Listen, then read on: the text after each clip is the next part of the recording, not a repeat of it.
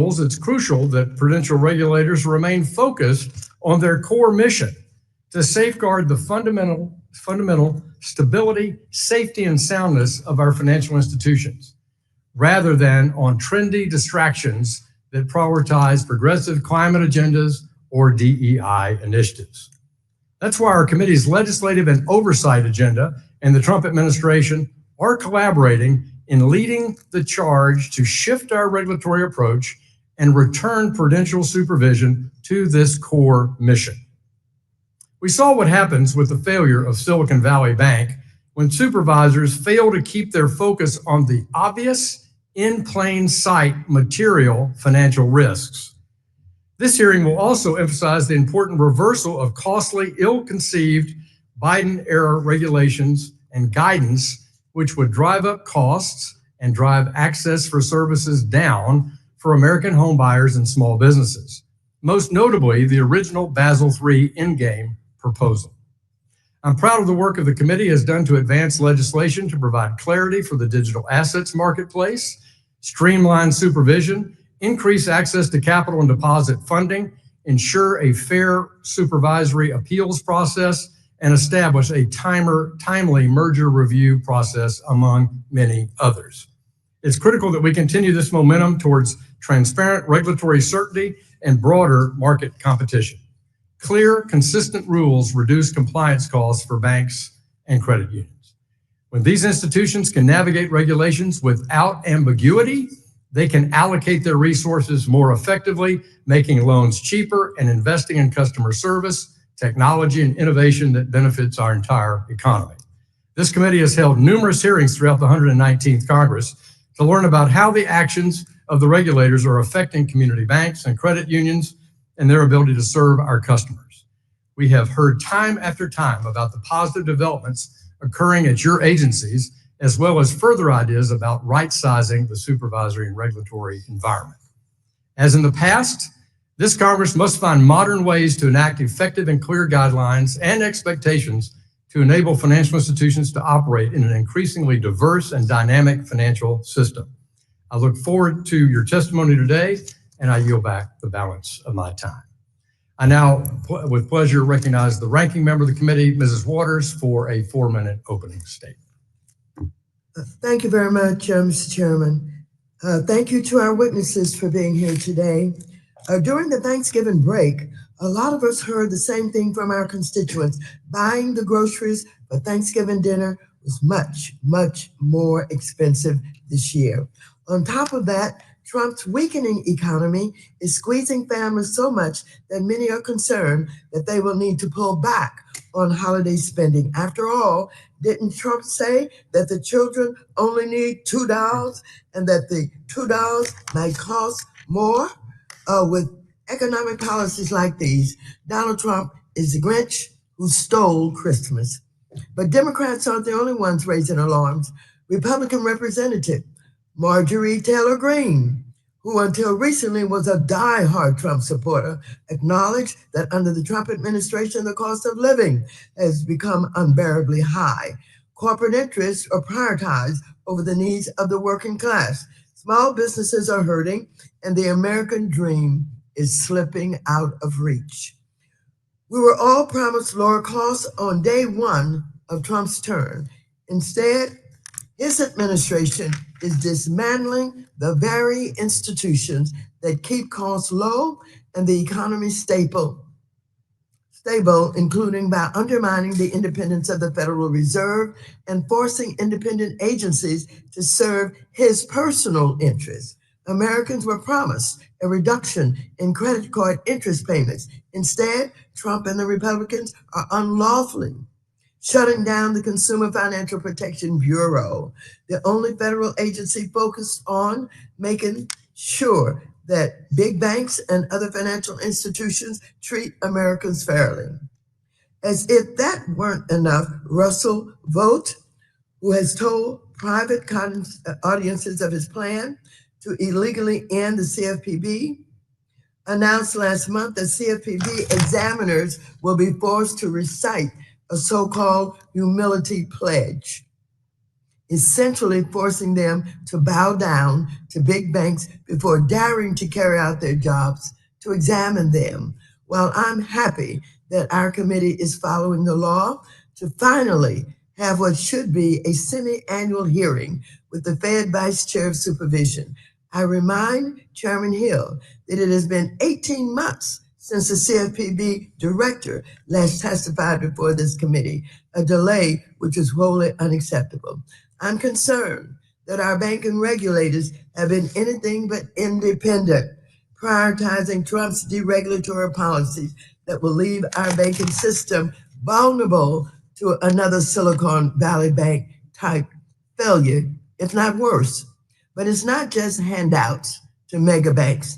The Trump family has spent more time putting money into their own pockets than working for the American people. In fact, Trump and his family have received nearly $2 billion in cash, gifts, and crypto profits, while our regulators work on crypto rules that could legitimize this corruption.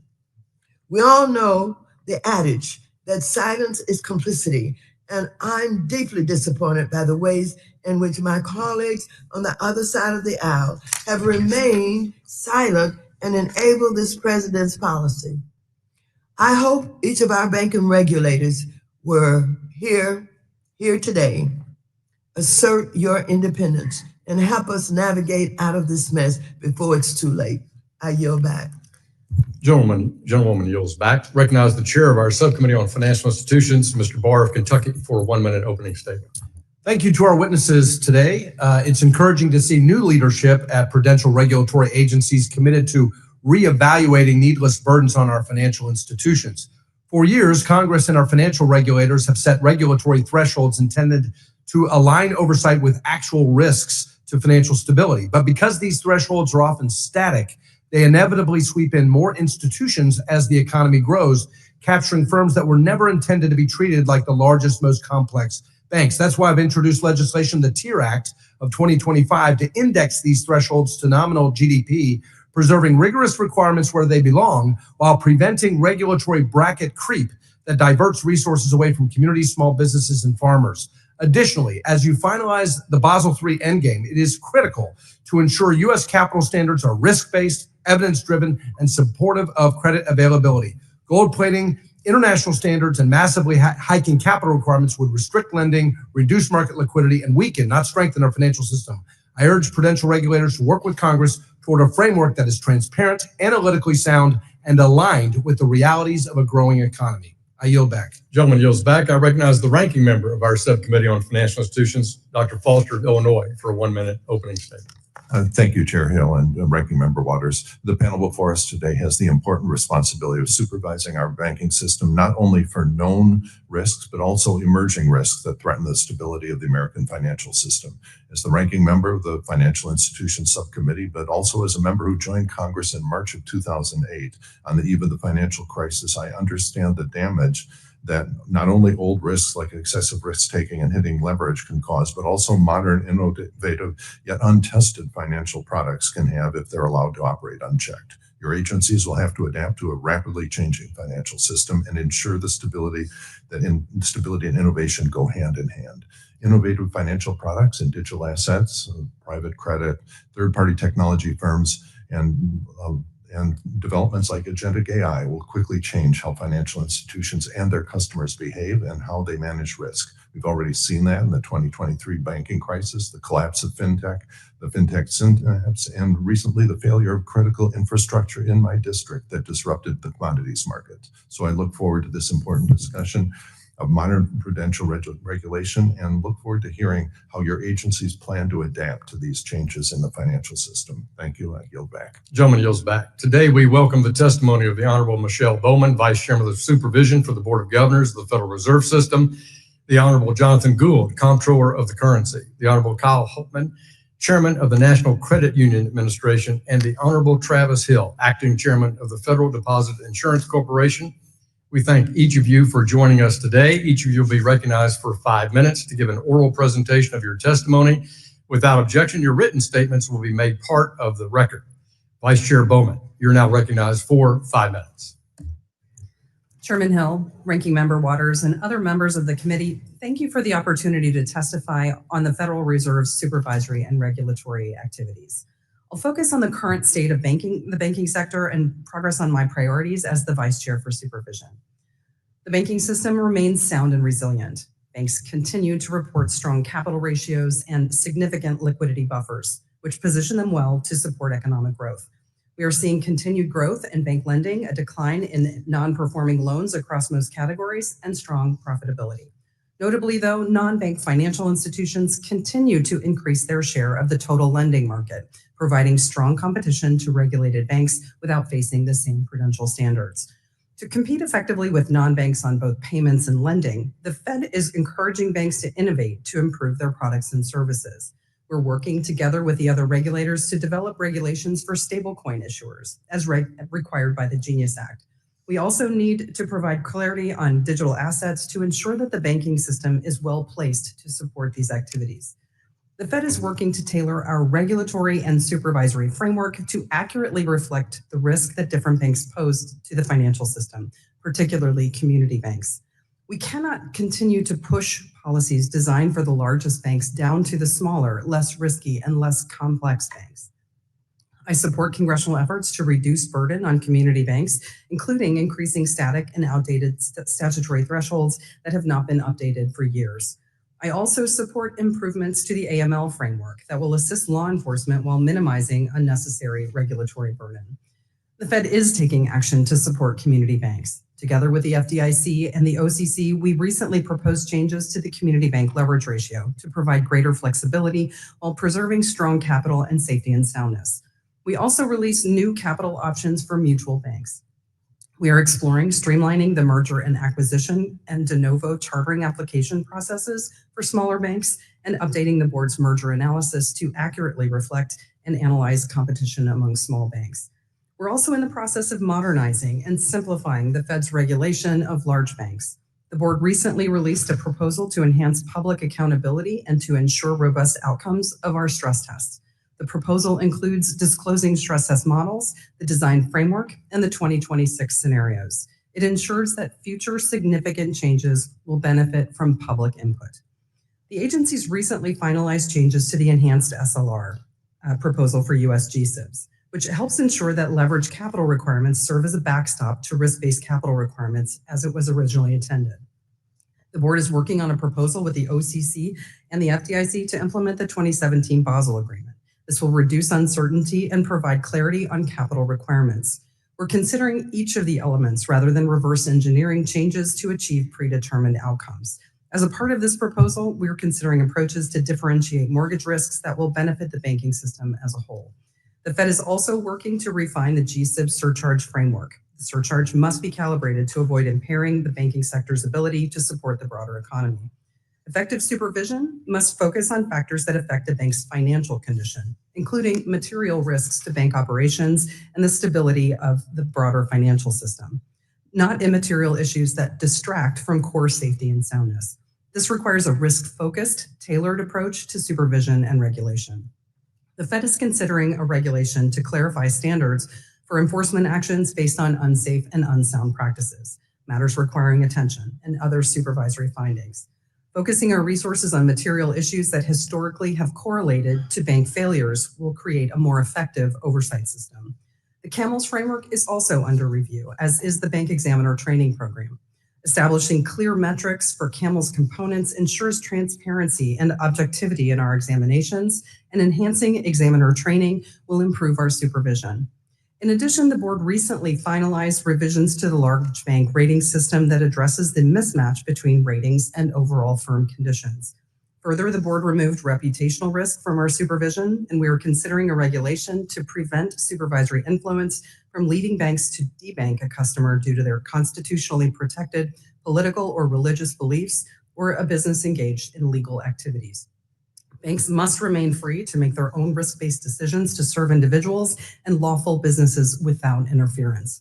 Thank you again for the opportunity to appear before you today. The Fed is in the pre-FOMC blackout period, so I will not be able to discuss monetary policy during today's hearing. With that in mind, I look forward to your questions. Thank you.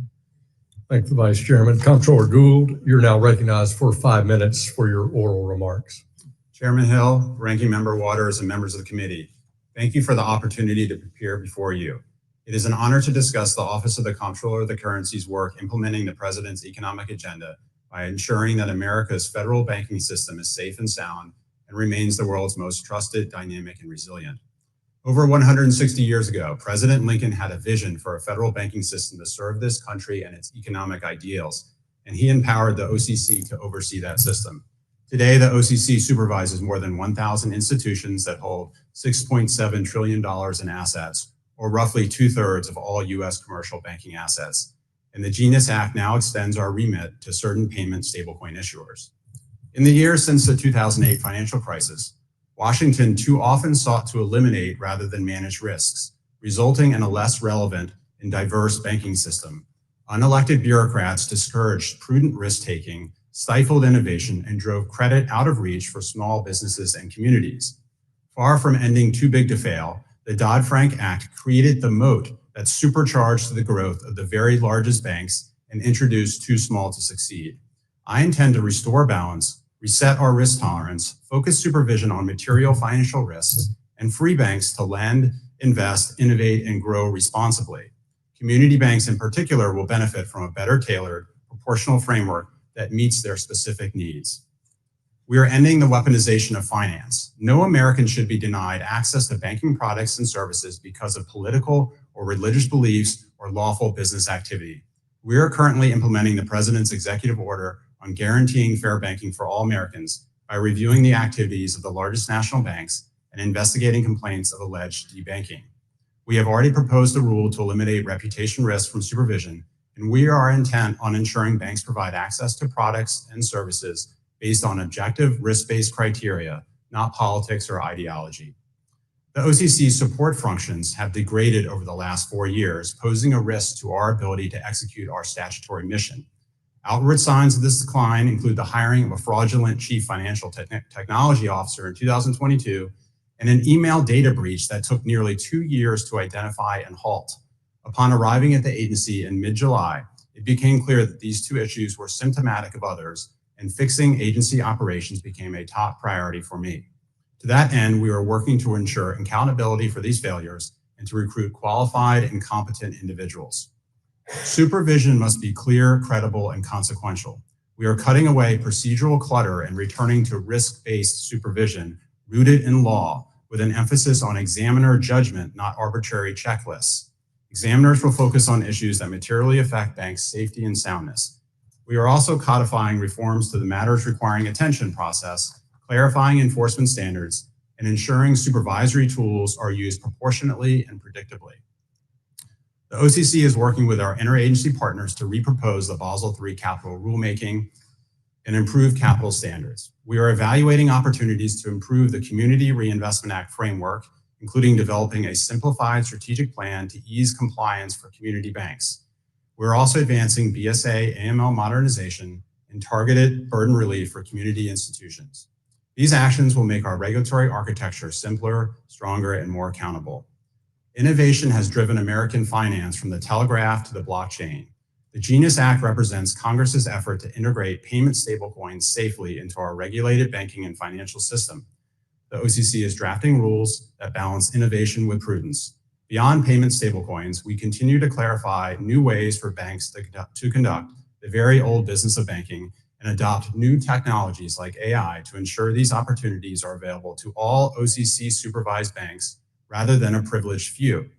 We are modernizing OCC operations through technology, data, and AI, delivering more efficient supervision and lower assessment fees to create cost savings that flow back to banks, their customers, communities, and businesses.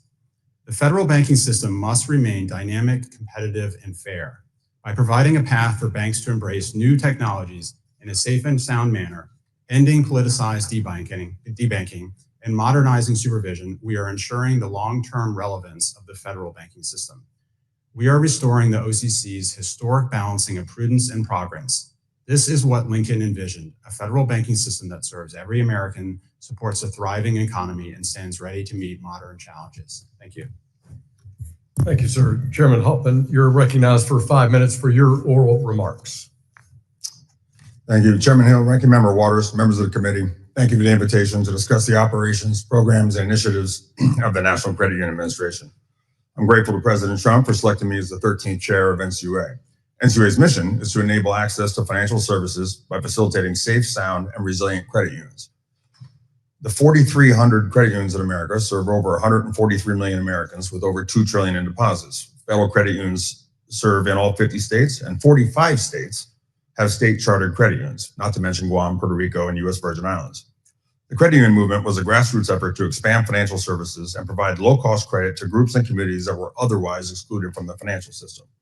The origins of the movement drive the foundational difference between cooperative credit unions and banks. Credit unions are owned by their member owners, and like all cooperatives in America, most of which are not credit unions, they do not have shareholders. Credit unions can only serve their members, other credit unions, and credit union organizations.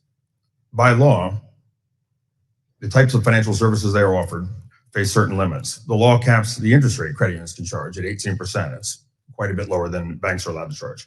It limits the number of business loans and restricts their investment authority. Just as credit unions are unique among financial service providers as cooperatives, NCUA is a little bit distinct from our fellow regulators that we are both the regulator and insurer for most credit unions. When acting as a regulator, the NCUA is charged with regulating, chartering, and supervising federally chartered credit unions. When acting as an insurer, we're charged with managing and protecting the Share Insurance Fund. Both state and federally chartered credit unions are eligible for insurance from NCUA. In other words, for credit unions, NCUA is the OCC, FDIC, and the Fed all rolled into one because in addition to being a regulator and insurer, we're also a source of emergency liquidity through the Central Liquidity Facility. The CLF provides member credit unions with a source of loans to meet their liquidity needs. NCUA must meet its statutory obligations with awareness that overregulation can stifle innovation and growth in a way that could threaten the viability of the credit union system. Our regulatory activities must be fair and transparent. For example, we must avoid the perception and the reality of regulation through enforcement. I am proud that it is NCUA policy against no regulation by enforcement. Defined in very simple terms, in America, the sequence of events is right rule, then enforce. It's worth noting that as an insurer, NCUA's incentives are aligned with the success of the credit unions we regulate. While the agency is not regulated by enforcement as a matter of practice or policy, we're proud to have an official public policy. It is on our website, it flows through the examiner manual, and it merely extends the same protections that our civil servants have under civil service law to the institutions that we regulate. To right-size our approach to safety and soundness, the NCUA is doing several things to capitalize on the opportunities created by the Trump administration to foster innovation. As a first priority, NCUA is reviewing its regulations to remove any that are obsolete, overly prescriptive, or unduly burdensome. We have a new strategic plan that guides our priorities through 2030. And a couple months ago, we invited credit unions to share their ideas on how to strengthen the system, to highlight future issues, and tell us what they would change about our strategic plan. We're using that feedback to ground our planning for Main Street priorities. Our plan will focus on safety and soundness, protecting the fund, and creating space for credit unions to innovate responsibly, especially in leveraging artificial intelligence and digital assets. My written testimony discusses the current state of the credit union system and provides an overview of the state of the agency. It also details the work we're doing to empower credit unions and foster innovation. Thank you, Mr. Chairman. I look forward to the committee's questions. Gentleman yields back. Acting Chair Hill, you're recognized for your 5 minutes of oral remarks. Chairman Hill, Ranking Member Waters, and members of the committee, thank you for the opportunity to testify today. I appreciate the opportunity to report on the FDIC's recent work to improve our regulatory and supervisory approach across a number of areas while continuing to fulfill our core mission of ensuring deposits, promoting the safety and soundness of banks, and resolving failed institutions. Over the past 10 months, the FDIC has made significant progress in several areas, including reforming supervision so it is less process-driven and more focused on core financial risks, engaging in a thoughtful review of our regulations, guidance, and manuals, reevaluating numerous aspects of our resolution and receivership management functions, and promoting the prudent adoption of innovative technologies in the financial services sector. My written statement provides greater detail in each of these areas, but I would like to briefly touch on each of them. Regarding supervision, the FDIC is actively implementing changes to our supervisory process to reorient our focus more towards material financial risks and to improve other aspects of our supervisory framework. Among other things, we have issued a proposed rule along with the OCC that would define certain key terms related to supervisory criticisms, are working with federal and state regulators on reforms to the CAMELS rating system, issued a proposal to establish an independent Office of Supervisory Appeals to adjudicate appeals of material supervisory determinations, and modified our continuous examination program, including by raising the threshold from $10 billion to $30 billion in assets, among other changes detailed in my written statement. The FDIC has also been engaging in a thoughtful review of our regulations, guidance, and manuals, and we have already taken several significant steps.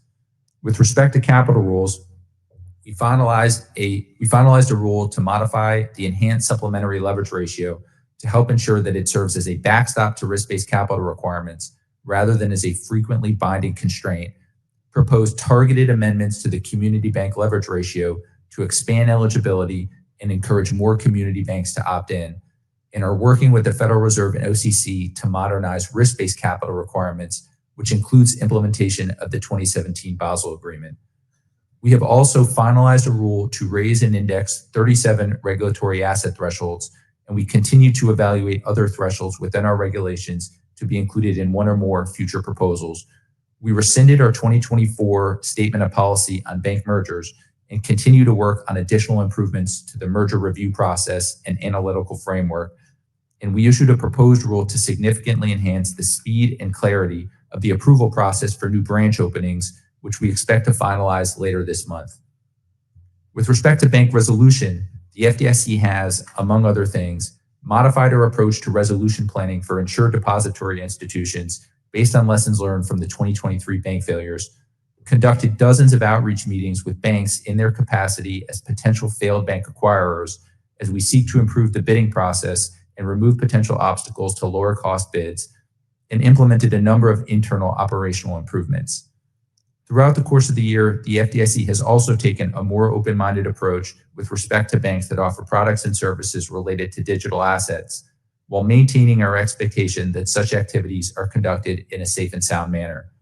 Specifically, we rescinded the Biden-era prior notification requirement for digital asset activities, which served as a significant barrier to banks' participation in these activities, withdrew from several interagency joint statements, including one that suggested that use of public distributed ledger systems was likely inconsistent with safe and sound banking practices, publicly released hundreds of pages of supervisory correspondence to provide transparency regarding the prior administration's misguided approach to digital assets, and have begun work to implement the Genius Act. In addition, we are also considering the recommendations included in the report issued in July by the President's Working Group on Digital Asset Markets, and we are currently developing guidance to provide additional clarity with respect to the regulatory status of tokenized deposits. In closing, the FDIC will continue to work to drive economic growth and access to capital while fulfilling our critical role in promoting a safe, sound, and resilient banking system. Thank you again for the opportunity to testify today, and I look forward to your questions. I thank each of the panelists today. We'll now turn to member questions, and I recognize myself for 5 minutes for questioning. When President Trump, in his first term, signed S-2155 into law, there was broad at that time bipartisan recognition from Congress that the federal banking supervisors needed to tailor their rules based on an institution's size, complexity, and risk profile. I want to applaud each of you and your work in your agencies for your continuing effort to return to this standard, which was regrettably rejected by many of the supervisory leaders in the Biden administration. Vice Chairman Bowman, the committee recently sent a letter to the regulators to support what you're doing using your existing statutory authorities to further tailor the application of enhanced prudential standards for Category 2, 3, and 4 banks, as well as to index regulatory thresholds for those categories. Is this something that you expect and your colleagues to undertake? And what are you thinking about as terms of sequencing that and the timing? Thank you, Chairman Hill. That's a very important issue. And I think over the years, I have strongly supported the concept of tailoring regulation to the size, complexity, and risk of the institutions.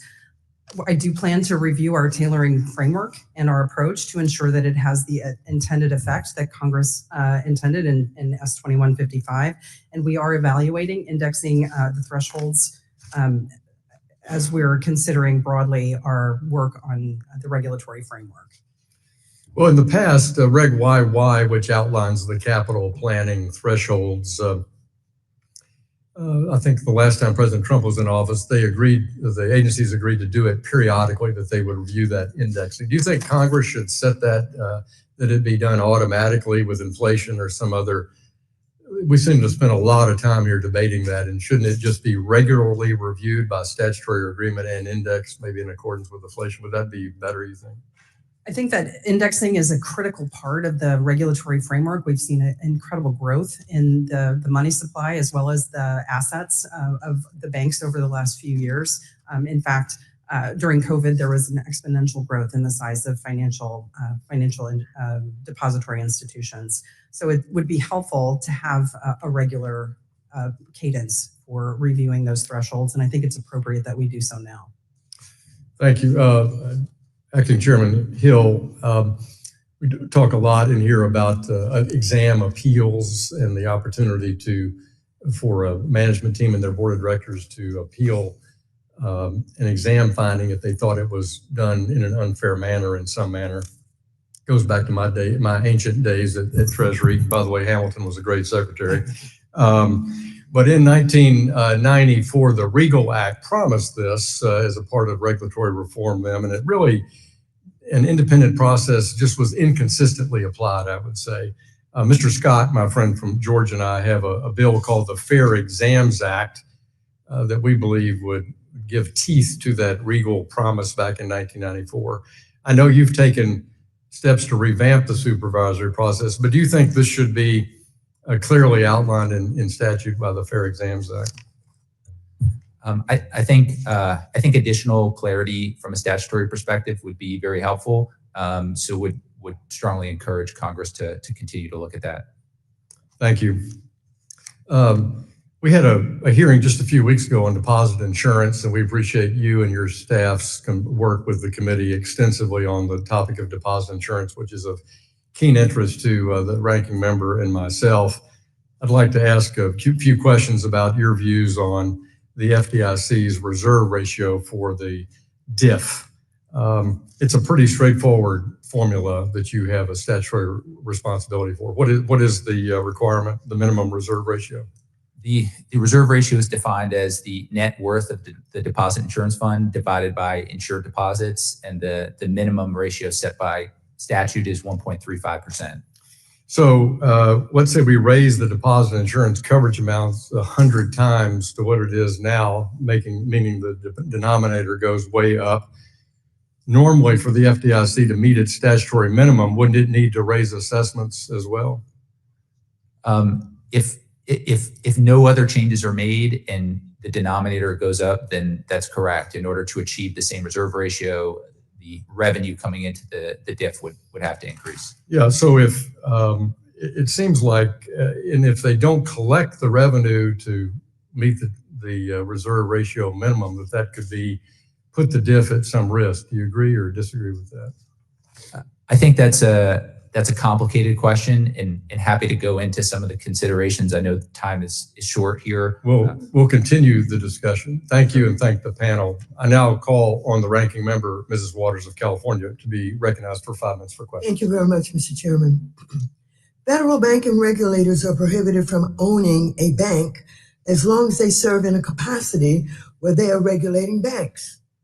This is to ensure that there is no conflict of interest, making sure they're not in a position to make decisions as a regulator where they favor their own business interests and profit making instead of what makes good sense that's in the public's interest. Is that a sensible prohibition, Acting Chair Hill?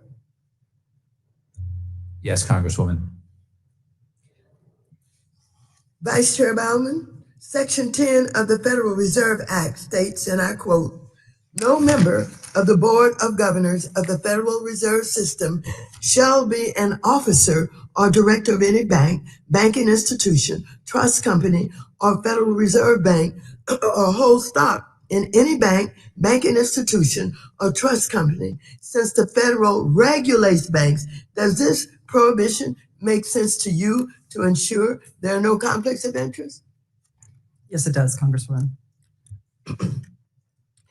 These common sense conflict of interest laws are good policy.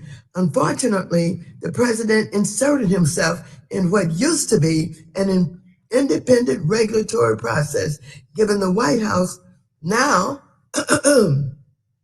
must now review and approve all rules put forward by your agencies, and the White House reviews your budget. Given this new dynamic, should the president be prohibited from owning any business where he has a role in regulating them as long as he's in office, whether it's a crypto business, a bank, or anything else, Vice Chair Bowman? I don't have anything for you on that. Acting Chair Hill, what do you think? I'll echo the comments of my colleague, Vice Chair Bowman. Well, now, everybody, we're talking about the Central Bank of the United States of America, supposedly independent. Well, I think this represents a massive conflict of interest, and that Congress should act to ensure we have rules set and enforced by those who will not be personally enriched by their public work. We should start by enacting my bill, the Stop Trump in Crypto Act, to ensure that Trump and his family, as well as future presidents, cannot commit crypto corruption. Vice Chair Bowman, I appreciated your brief conversation last week and learning you support diversity, equity, and inclusion. In the past, you have remarks indicating that support to minority depository institutions, that is MDIs, women-owned depository institutions, and community development financial institution is, quote, an important part of the Federal Reserve's mission to provide a safe, sound, and accessible banking system that protects consumers. So accordingly, do you support the Trump administration's efforts to get rid of the CDFI fund? What would that mean for these CDFI banks that provides access to credit in rural communities that the feds oversees? And by the way, I understand you get a list of words you can't use when you're dealing with this direction of the president. What do you think about this? We definitely recognize the important role that CDFIs play in their unique role in expanding access to capital and to financial services. The Federal Reserve continues to have a program that supports CDFIs from a technical perspective, which is called Partnership for Progress. And these are important investments that the Federal Reserve continues to make. I want to thank all of you for being here today. And I know that I'm asking you some questions that puts you in a very difficult situation at a time when the President of the United States does not recognize you as an independent agency. This is a central bank of the United States of America, under control somewhat now by the President of the United States, who owns cryptocurrency and his family. And he's trying to influence and is influencing the rules of the game. And so I'm just outraged by it. I am absolutely outraged that a time in the history of the United States of America, with other countries looking at us, that we are in a position where we don't have an independent central bank, that the President of the United States is in a direct conflict of interest and is brazen about it, who's raising all of the money that he can possibly raise at the time that he's the President of the United States. Thank you for being here. And my question to you are almost unfair because there's nothing you can do about it. But somebody's got to do something about it. I yield back the balance of my time. The chairman, Mr. Chairman, just a moment, the gentlewoman yields back, and we now call on the gentleman from Oklahoma, the chair of our task force on monetary policy and the Treasury market structure, Mr. Lucas, 4 or 5 minutes. thank you, Mr. Chairman, and thank you to our witnesses for being here today. I want to first applaud you all for addressing the ESLR so that it serves as a backstop to risk-based requirements rather than a binding constraint on intermediaries. As chairman of the Task Force on Treasury Market Resilience, I am keenly interested in making sure our capital framework doesn't disincentivize participation in the Treasury market. I'll start with Vice Chairman Bowman, then Comptroller Gould, and Acting Chair Hill. You've adjusted the ESLR. Would you consider adjusting other leverage ratios as well? Congressman, at this time, we're widely reviewing all of our authorities and certainly are vested in the success of the Treasury market, including the intermediation by our largest banks, which is why we have finalized the ESLR proposal. So absolutely, we would be happy to look at anything that you might like us to consider. Comptroller? 2 points, Congressman. One, as you probably know, we are in the process of adjusting, or at least proposing to adjust, the community bank leverage ratio. More generally, I share your concerns of the impact of overly complex capital regulation that we've seen following 2010. In particular, how it has, in many cases, caused banks to pull back from their historic role of market intermediation. I've also seen firsthand, too, in March and April of 2020, again, the cost of complexity associated with, again, overwrought capital regulation and the ability of that overwrought capital regulation to actually impede crisis management when there's an issue, again, as we saw in April and March 2020. Acting Chair Hill?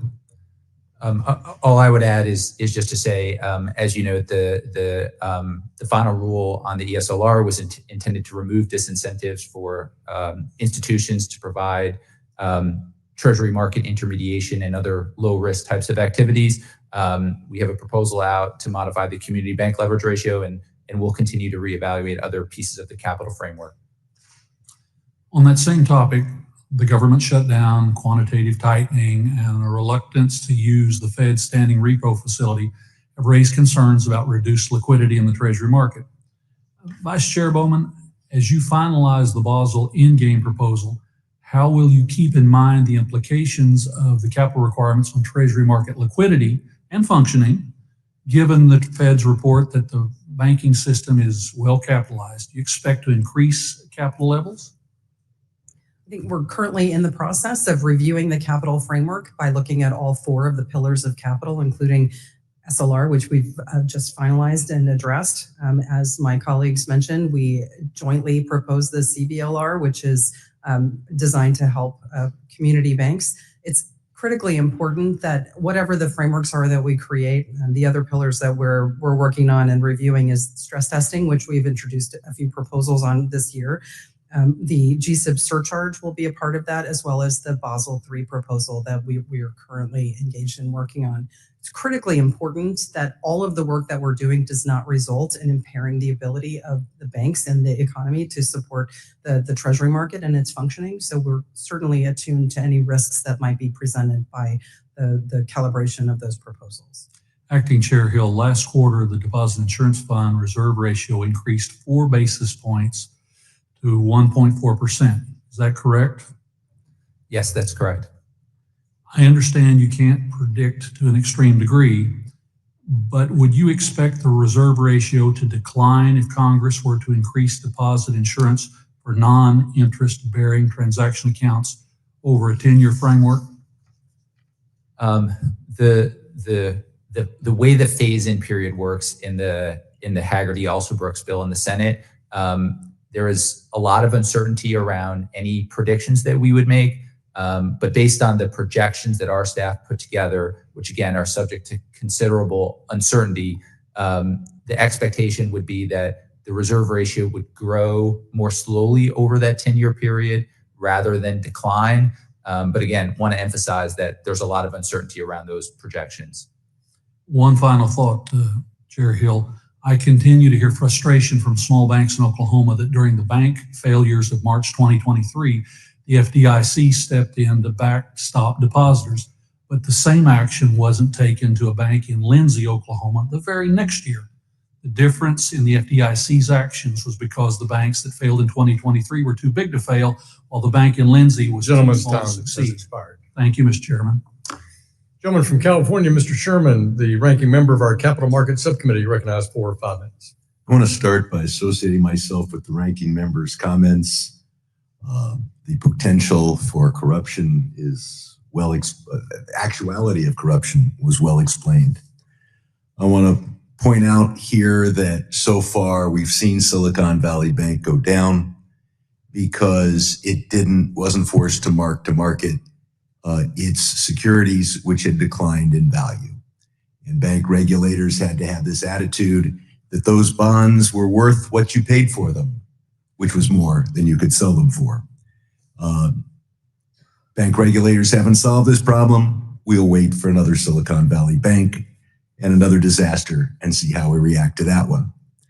Operation Choke Point is something that I think has been rejected by some of us on both sides of the aisle. It's one thing for a private individual to decide they want to boycott this or that entity, and the Supreme Court seems to think that even corporations have First Amendment rights. But when the government presses a bank not to provide transactions accounts to a legal business because that business is in coal or payday lending or is Planned Parenthood, that's when government is going way too far. Can I hear from each of the regulators that you are not telling the banks you regulate or the credit unions you regulate that they will be disfavored because they provide transactions accounts to businesses that are unpopular on the left, the right, or somewhere else? Let me just go down the list, Ms. Bowman. Can you assure us there's no choke point going on here? It's very important that all Americans have access to financial services, especially if they're engaged in legal activities and if they are engaged in disfavored activities that should not disqualify them from banking services. So we are very cautious and reviewing our actions over the past few years to ensure that we were not engaged in those activities. I believe if any of the other regulators disagree with that, let me know. Let me go on to the next question, which is for the credit unions. And that is, we've got these credit union board members serving as volunteers. I raised the issue with your predecessor and got on the issue of why not allow them to get reimbursed for the childcare costs that they incur to attend board meetings. And in July of 2024, I was told, in light of my question, you're going to consider the issue. How long is it going to take you to decide that the board members can get reimbursed for childcare? Congressman, I want to credit you for pressing that issue.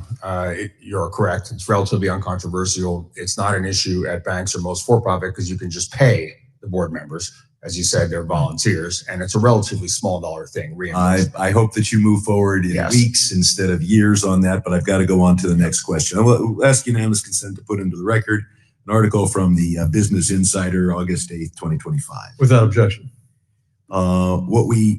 This article states that Mr. Palmer Luckey, in a fundraising memo to investors, claimed that his bank charter would be approved on a speedy timeline because of his political network and the bank's close ties to regulators.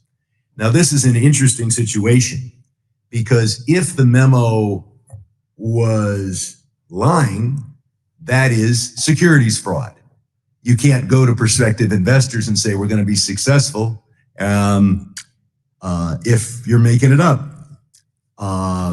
On the other hand, if he was telling the truth, that is much worse because it means that because he's part of what is described in the article as $1 million program to give money to Republicans, he was going to get his bank charter approved much more quickly by the OCC. So I'll ask Mr. Gould, since I assume he didn't use political connections to get his bank charter approved more quickly, have you begun a securities fraud or have you talked to the SEC about securities fraud when a man raises money for his bank by claiming that you're a corrupt organization? Well, I'm not familiar with all the allegations made in that article, but I can assure you that the OCC treats any applicant or potential applicant. So if somebody said they were going to get favorable treatment and put it in their offering memorandum, would that be securities fraud that you want to care about? Again, Congressman, I'm not responsible for the securities laws, and I'm not familiar with that. I would hope that you mail a letter to the SEC, and I will get you the article, which will be part of the record. Gentleman yields back. The chair recognizes the gentlewoman from Missouri, the chair of our Capital Markets Subcommittee. Ms. Wagner, you're recognized for 5 minutes. I thank you, Mr. Chairman. Throughout my time in Congress, one of my top priorities has been to protect our most vulnerable from financial exploitation and fraud. As part of my work as chairman of the Capital Markets Subcommittee, I have been very proud to champion the Financial Exploitation Prevention Act, which would provide a powerful tool to protect senior investors and ensure that their retirement accounts are safe when they need them the most. Vice Chair Bowman, you have spoken often on the issue of fraud, and in particular check fraud, which has grown substantially over the past several years. In 2022, financial institutions filed 680,000 suspicious activity reports, or SARS, related to check fraud, an increase of over 700% from just a decade earlier.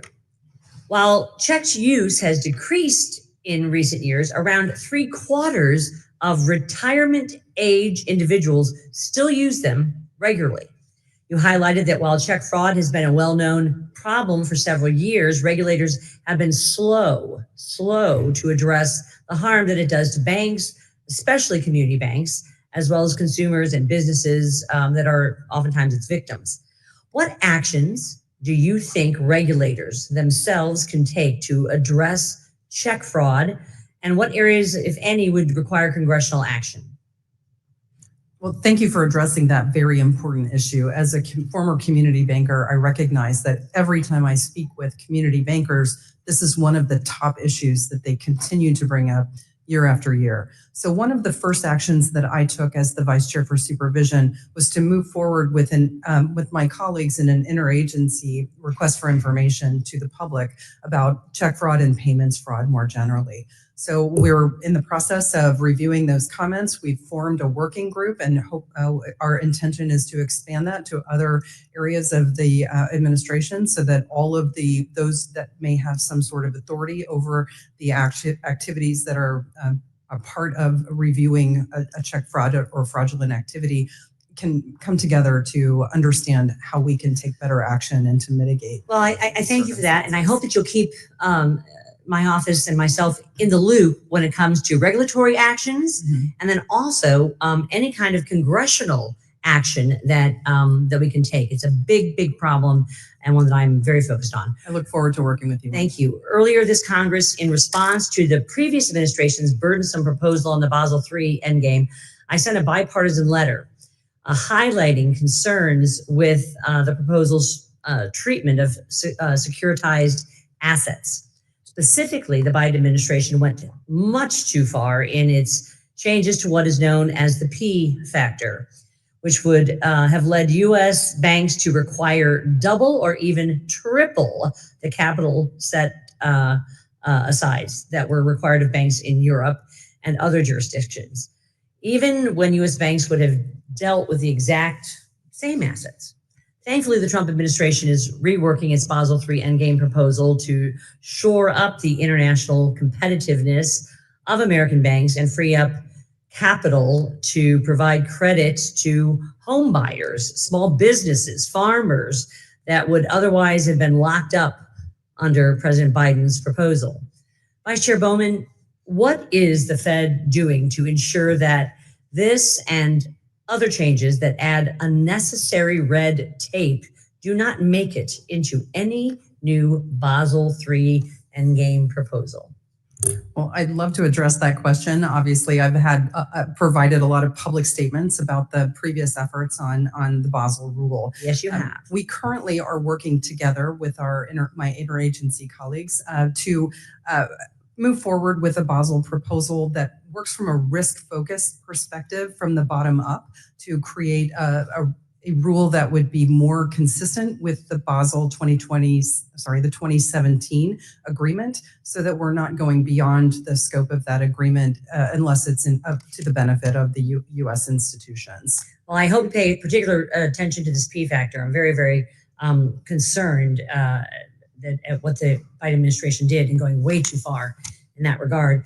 Acting Chair Hill, the FDIC, under your leadership, has done great work to ensure its regulations, including the asset thresholds that are used to determine supervision requirements. They're tailored to fit the many different financial institutions under its purview.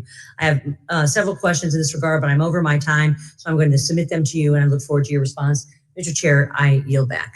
I thank the gentlewoman. Please answer those questions as you have time and instruction. Now call on the gentleman from New York, the ranking member of our House Foreign Affairs Committee, Mr. Meeks. You're recognized for 5 minutes. Thank you, Mr. Chairman. I actually just want to state that I think that the ranking member's questions were fair, not unfair.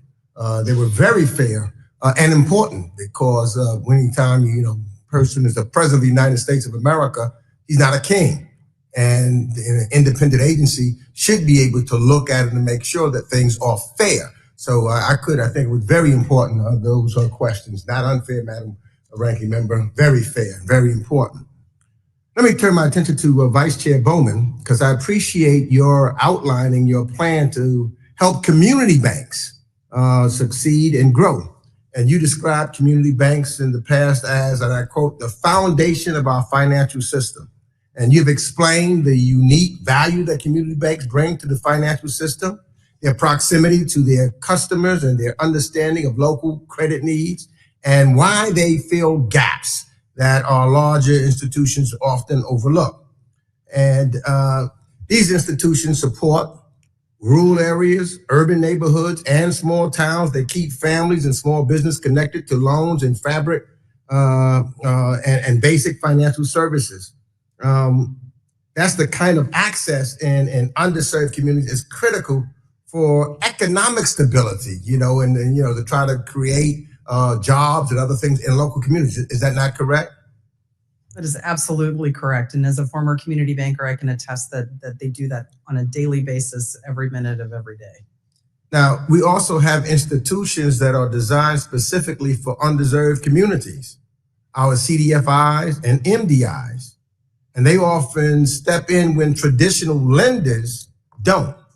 So again, I want to follow up on one of the questions that Ranking Member Waters asked. Would you agree that these institutions play a critical role in the banking ecosystem? Yes, we recognize the value of CDFIs and the unique role that they play in providing financial services to underserved areas. So with CDFIs and MDIs, you have spoken about improving the de novo chartering application process for community banks.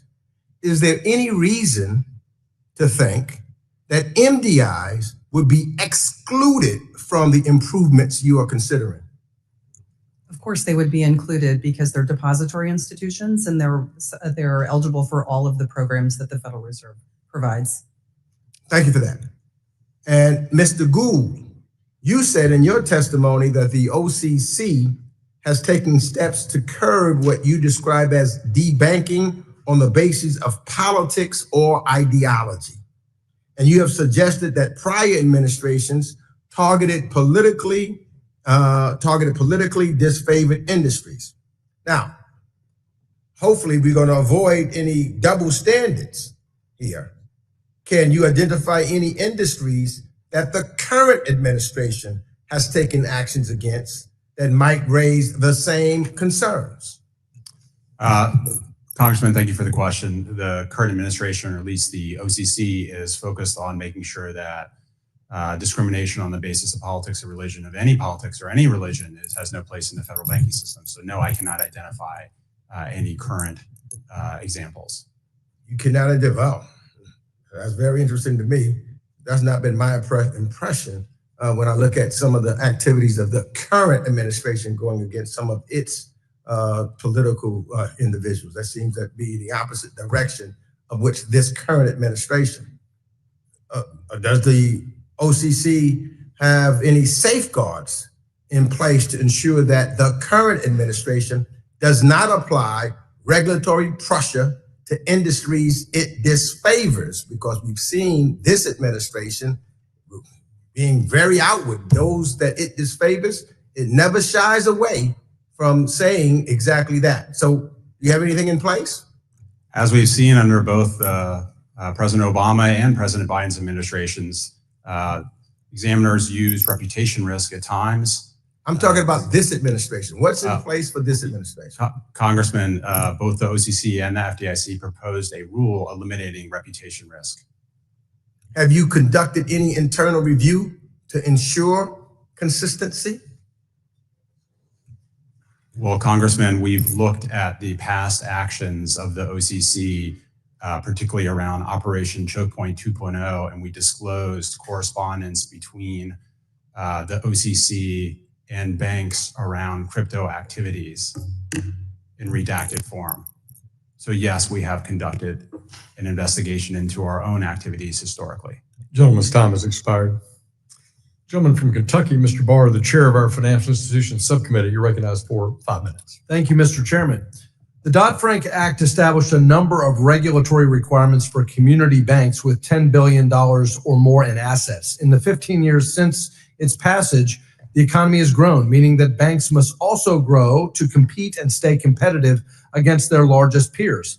But the thresholds on community banks have remained the same. That's why I'm drafting legislation that indexes certain regulatory thresholds for community banks to nominal GDP. I often hear from community banks that the costs of complying with these regulatory requirements impede them from growing past the $10 billion threshold, leaving them unable to compete and grow, which threatens the survival of the community bank ecosystem altogether. Specifically, the Durbin Amendment is the most costly and burdensome requirement that these smaller banks face. Vice Chair Bowman, does the current $10 billion threshold disincentivize community banks from growing? And what does this mean for the competitiveness of the community banking sector? In my experience in working with community banks that are approaching the $10 billion threshold, it certainly does disincentivize their growth.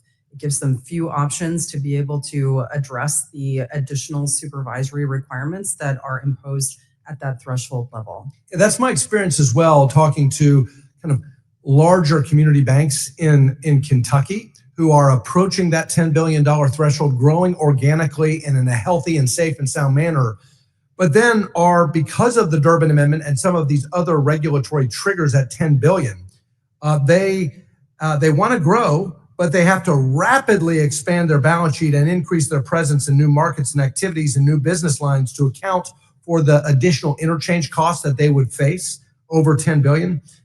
I would think that this would raise financial and reputational risk.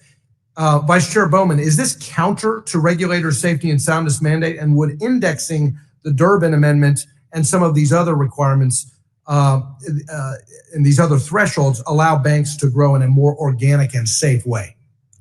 Indexing as a general concept is an important improvement that could be applied to especially the community banking space, but I think it also could be helpful for other sizes of smaller institutions as well.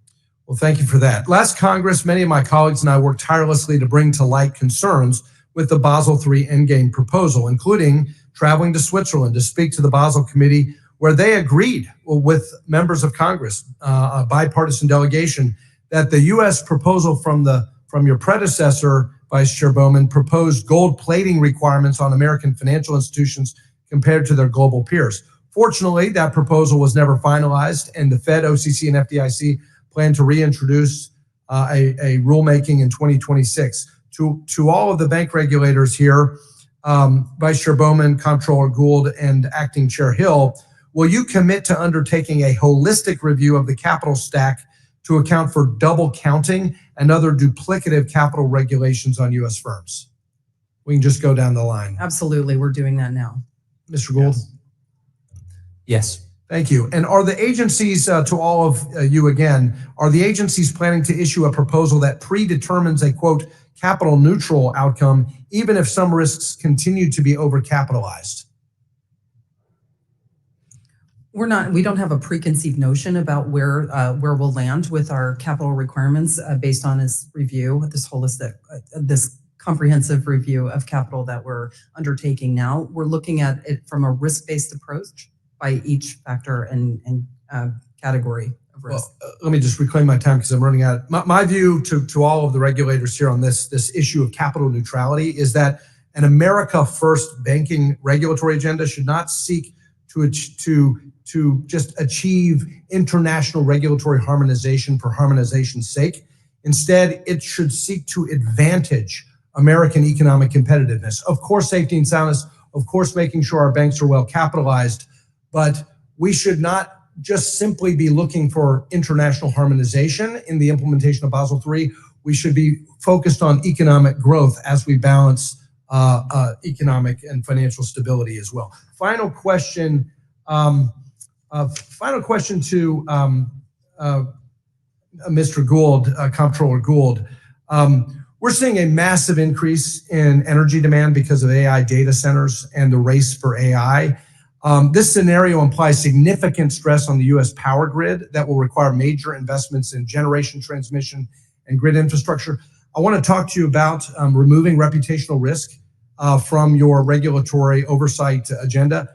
Does that mean you're going to be able to greenlight bank lending to the sources of the most reliable and affordable energy, including coal mining operators and utilities interested in investing in coal? The gentleman's time has expired, and we ask the comptroller to respond to the gentleman in writing, please. Thank you. The gentleman from Georgia is now recognized. Mr. Scott, you're recognized for 5 minutes. Thank you very much, Chairman. And Vice Chair Bowman, welcome. But I'm concerned about the versatility of our financial system here.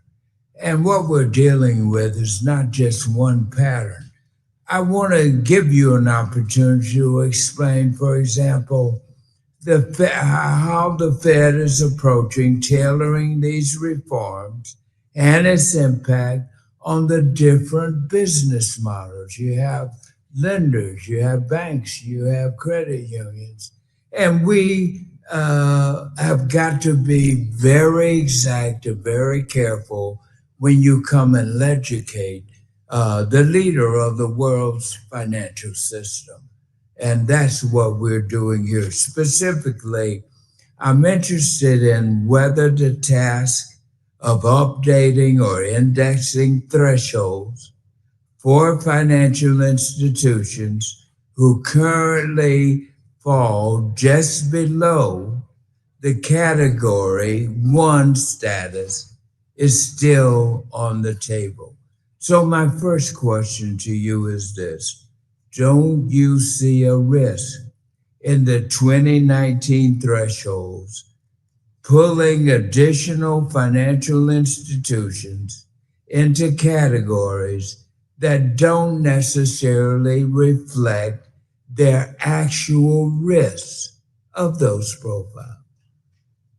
Yes, I think it's important that we are reflecting the actual risk of an institution, including its size and its complexity, the complexity of its business model, when we're thinking about how we should apply regulatory and supervisory requirements to each of those unique institutions. And in addition to some of your supervisory predecessors, a broad section of members on this very committee believe that indexing various asset-based thresholds, for example, for Category 2, 3, and 4 banks to minimal GDP does present some risk. Tell us about what you feel about these risks. I think we're currently in the process of reviewing our entire regulatory framework and trying to determine whether or not the categories that we've established continue to be fit for purpose and that they're appropriate for the banks that are currently supervised within those categories. It's important that we understand the challenges that they face, but also the businesses and the risk, business services and risks that they present to the economy and the support that they provide to economic growth. So these are all things that are important for our review, especially of the capital program. Well, I follow some of your comments. And let me ask you this. When you say, as you said, you use the word modernization, are you proposing a more risk sensitivity? Or are you simply weakening oversight for some banks and not others? Wouldn't a period of high inflation with real stagnant, real growth push these thresholds up faster? Explain the complexity. Thank you for the opportunity to clarify the work that I'm doing at the Federal Reserve Board. Yeah. As we discuss the opportunity to modernize our supervisory and regulatory framework, it allows us to look backward at the last 15 years as we've created regulations in response to our responsibilities under Dodd-Frank. It's important that we're looking at whether or not all of them are successful and whether they're fit for purpose. As a part of that, what we understand and the experience that we have in implementation is that there's a lot of overlap, there's a lot of duplication, and there's a lot of conflicting regulatory requirements. Those are things that we're trying to address in our modernization. Well, let me ask you this finally while I have a few seconds. Have you modeled how quickly, like for example, category 2 and 3 thresholds would rise in high inflation scenarios? And could a bank in today's category 2 or 3 jump out of enhanced prudential requirements within just a few years without reducing profile at all? These are exactly the kinds of scenarios that we're considering as we're thinking more broadly and comprehensively about whether or not our current capital framework and our delineation of those categories continues to be appropriate. Well, I look forward to working with you. I'm very interested in I look forward to working with you too. Thank you. Thank you very much, Mr. Scott. The gentleman from Georgia yields back in order for me to call on another gentleman from Georgia, Mr. Loudermilk. You're recognized for 5 minutes. Well, thank you, Mr. Chairman, and thank you for this hearing and everybody here. This is incredibly important, especially since a lot of the discussion these days is about affordability. And I asked a large gathering of businesses of all sizes and different types of businesses in the Atlanta area recently, what is the largest impact or the largest cost that generally is passed on to your customer?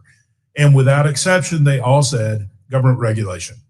That is the number one cost, especially regulations that are not applicable to their business or their business model, but yet still mandated and compliance and reporting is required by government. Another area, though, is outdated regulations, and that's one area that I've been working on. And so, Acting Director Chair Hill, I know that you devoted a portion of your testimony to reform proposals related to the Bank Secrecy Act, and specifically to allow institutions to reallocate resources away from lower value reporting to higher reporting. I have been working on this, especially with the Bank Secrecy Act and adjusting the financial reporting threshold. And in fact, my bill is entitled the Financial Reporting Threshold Modernization Act, which would increase the currency transaction report from the grossly outdated $10,000 number to a $30,000 threshold, but index that to inflation going forward. Is an idea like this one that aligns with your goal to alleviate the reporting burden on financial institutions of all sizes? Sure. Thank you for the question, Congressman. So as you know, those thresholds have not been changed for many years, and the amount of reports that are filed by financial institution is extremely large. So I think taking a close look at this makes a lot of sense. Those regulations are under the purview of the Treasury Department, so would defer to them on the specifics, but I think this makes a lot of sense as something to look at. My bill in its current form would increase the CTR from 10,000 to 30,000, then index to inflation. However, would you think it would be feasible to immediately index the CTR to inflation now, which if it had been adjusted periodically would be at 87,000 or around there. Do you think that's feasible instead of gradually increasing it? Again, on the specifics, I would defer to the Treasury Department, but I think as a general matter, indexing thresholds is something that makes a lot of sense. And I'll just throw this out to anybody on the panel. The same question, but also I think there's concern among law enforcement that this could hinder their enforcement activity. However, at the same time, we keep hearing that looking for someone doing something wrong is like looking for a needle in a haystack, but yet we keep increasing the size of the haystack. My suggestion is to decrease it. Do you feel that lowering or raising the threshold would actually help or interfere with law enforcement? Anybody have a thought on that? Okay. I'll move on then. Chairman Hoffman, it's good to see you again. Had a great conversation last week. I know that this is something that we talked about, the modernization of the Bank Secrecy Act. What are you hearing from credit unions around the country when it comes to compliance costs to prepare CTRs and SARs? Do you think that there's a case to be made for increasing thresholds and indexing it to inflation? I can definitely tell you that the least enjoyed part of running a small institution is complying with BSA AML in general. When you ask why a small institution merged with another or sold out to another, it is frequently the very first thing that you hear. And these are patriotic Americans who want to fight crime just as much as anybody else. But that burden is significant. Okay. Thank you. And in light of the amount of time I have remaining, I don't think it's adequate time to go into the next set of questions. So I'll submit those to for the record and yield back. Gentleman from Georgia yields back. Gentleman from Massachusetts, Mr. Lynch, who's our ranking member on the Subcommittee for Digital Assets, Financial Technology, and Artificial Intelligence. You're recognized for 5 minutes. Thank you, Mr. Chairman, and to the ranking member. I want to thank all the witnesses for your willingness to work with the committee and help us with our work. Supervisor Bowman, I read a transcript of your remarks in Madrid at the International Banking Conference that was hosted by Santander. And a couple of things just jumped right out at me. I got to admit, they sounded a little bit crazy, so I want to make sure you actually said these. You told the conference that it is critically important that traditional banks can engage fully in competing with non-bank financial institutions when it comes to cryptocurrencies. Is that correct? I don't believe I specifically said cryptocurrencies. Oh no, this said cryptocurrencies. Yes, multiple times on crypto. That's not in question. I think I misspoke because the work before us is on digital assets that the Congress has directed us to provide a pathway and a framework for banks to be able to engage or for engagement in digital assets. Yeah, but here you said, and I have the transcript here. You said you thought it was critically important that traditional banks compete with non-bank financial institutions when it comes to cryptocurrencies. That's what you told the people in Europe, in Madrid. And I'm just, it sounds crazy because you're a prudential regulator. You're supposed to be protecting depositors. You're supposed to be making sure that there's soundness, safety and soundness, that there's sufficient, capital reserves, things you just mentioned, Dodd-Frank. And it's just, I'm dumbfounded to hear that. And I want to clarify, is that the Trump administration policy now, that traditional banks should be into crypto? I want to just go back to what I said earlier. It was not my intention to say crypto. It was that we're engaged in working with banks to ensure that if they choose to engage with digital assets, that's something that they're isn't crypto a form of digital asset though? I mean, it is on this committee. Not as you defined it under the Genius Act. So when we're talking about things like stable coins, that's what I meant to refer to if I misspoke. These are speculative assets though.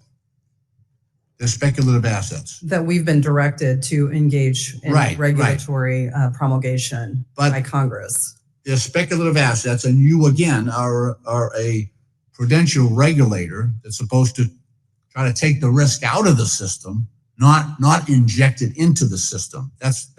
See, there's a couple of times in our history where we've had regulators encourage banks to engage in speculative activity. One was when we had 9,000 banks fail back in the early 1930s.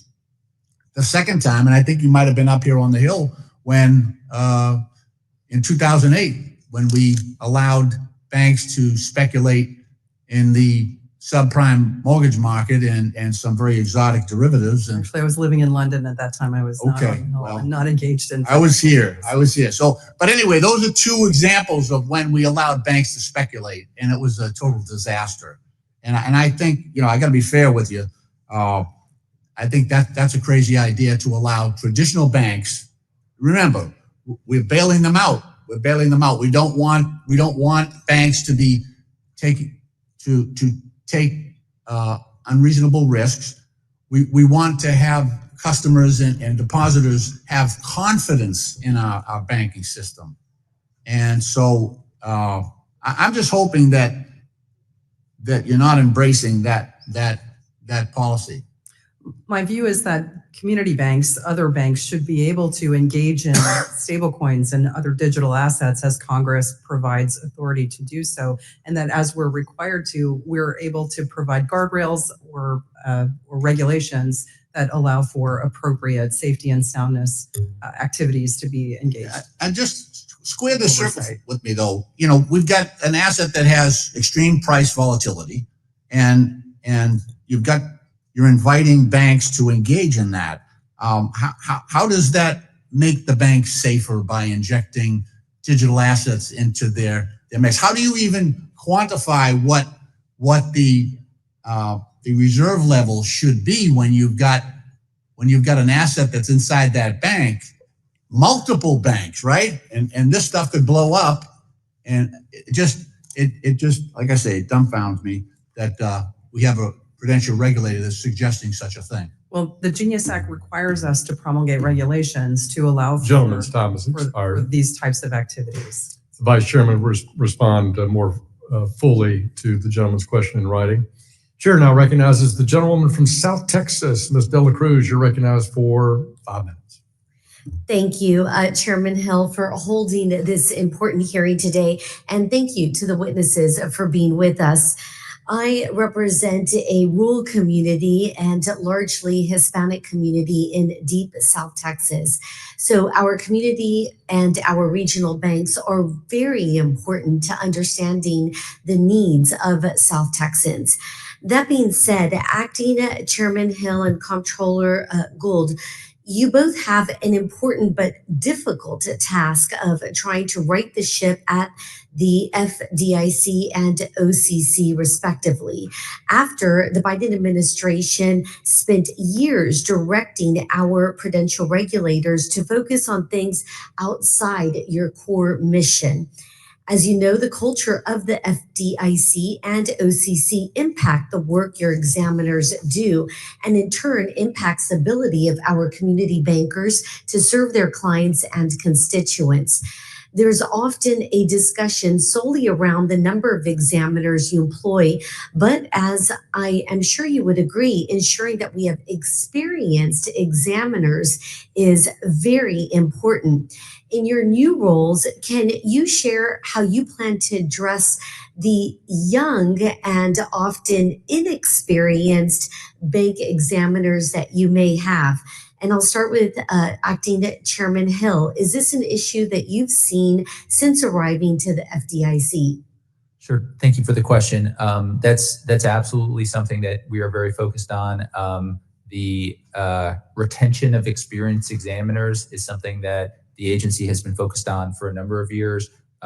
We are considering and putting in place a number of options to ensure that we are doing everything we can to retain experienced examiners. Give me an example of some of those options. Sure. So we have one item that we're going to include in our budget for next year that's going to create a new grade level for examiners that reach a certain level of experience.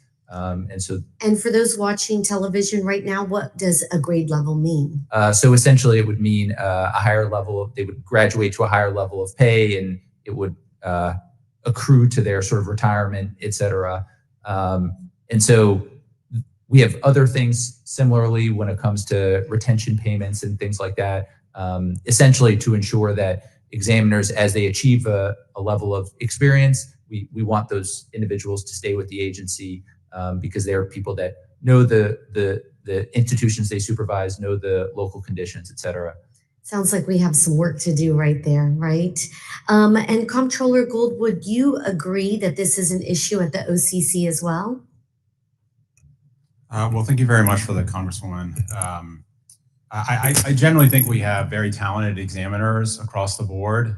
We created, just in the 4 months I've been there, created a community bank supervision portfolio, again, dedicated to the needs of community banks. I've already been on 2 community bank exams, including one down in Texas. I haven't been as far south as your district, but look forward to getting there, but twice down to Fort Worth, Dallas area.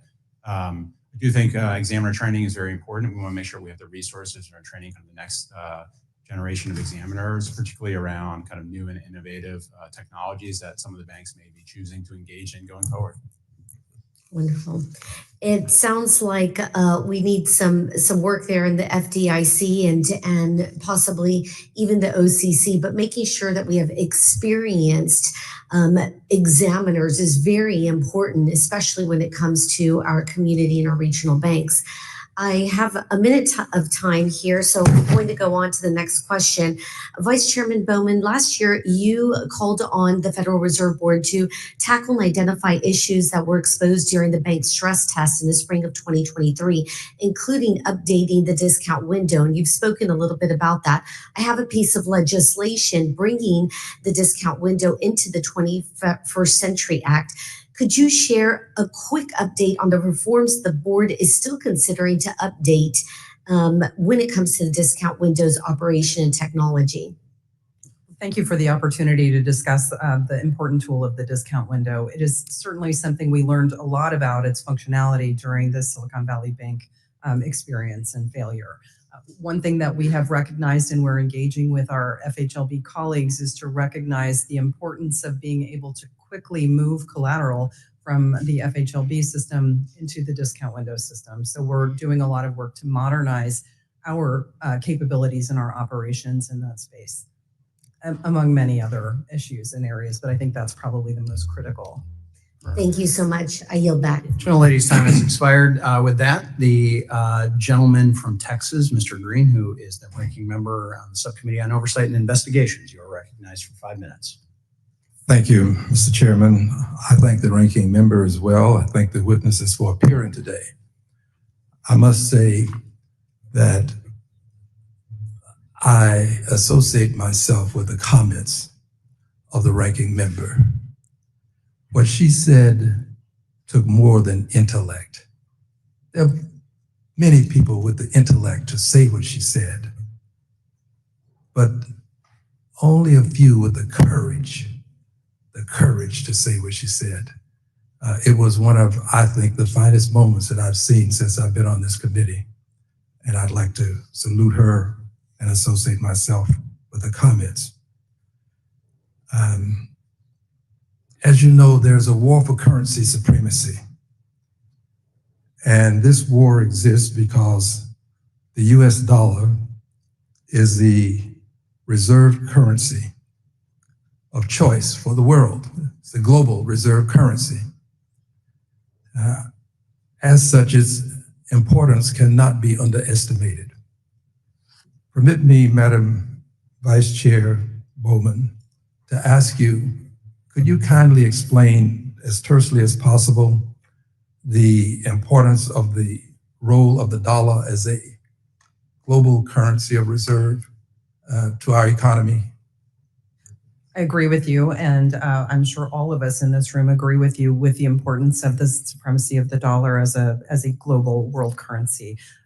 Dollar policy is within the remit of the Treasury Department. So other than the work that we do with U.S. Treasuries and those auctions, That's the remit of Treasury. But why is it so important? We often say that it's important, but we don't get to the nuances associated with the statement. Why is it so important? When the dollar is the reserve currency, that means other countries need and use and want the dollar as a part of their economic activities. And that's critical to the future of the United States of America and our ability to continue to maintain our current role and status in the world. How important is it as it relates to imposing sanctions on countries that are doing things that are harmful to our economy? I'd love to talk to you about sanctions, but that is way outside my remit. So I would refer you to the Department of the Treasury on sanctions and sanctions enforcement. Well, permit me to ask you this. First, a predicate. Experts have warned that the combination of Trump's chaotic tariffs and attacks on the Federal Reserve monetary policy independence undermine the U.S. dollar's role as a global reserve currency. If you agreed with this statement, I'm not saying you do, but if you did, would you have the courage to tell the president that he is harming our reserve currency, our dollar as a reserve currency? Would you have the courage to do that?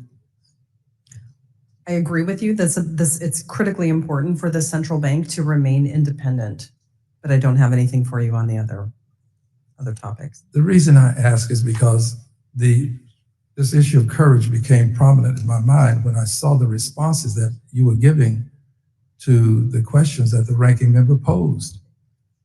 And I've seen the members of the cabinet as they sit around the room with the president and how they all take great pride and pleasure in telling him how great he is.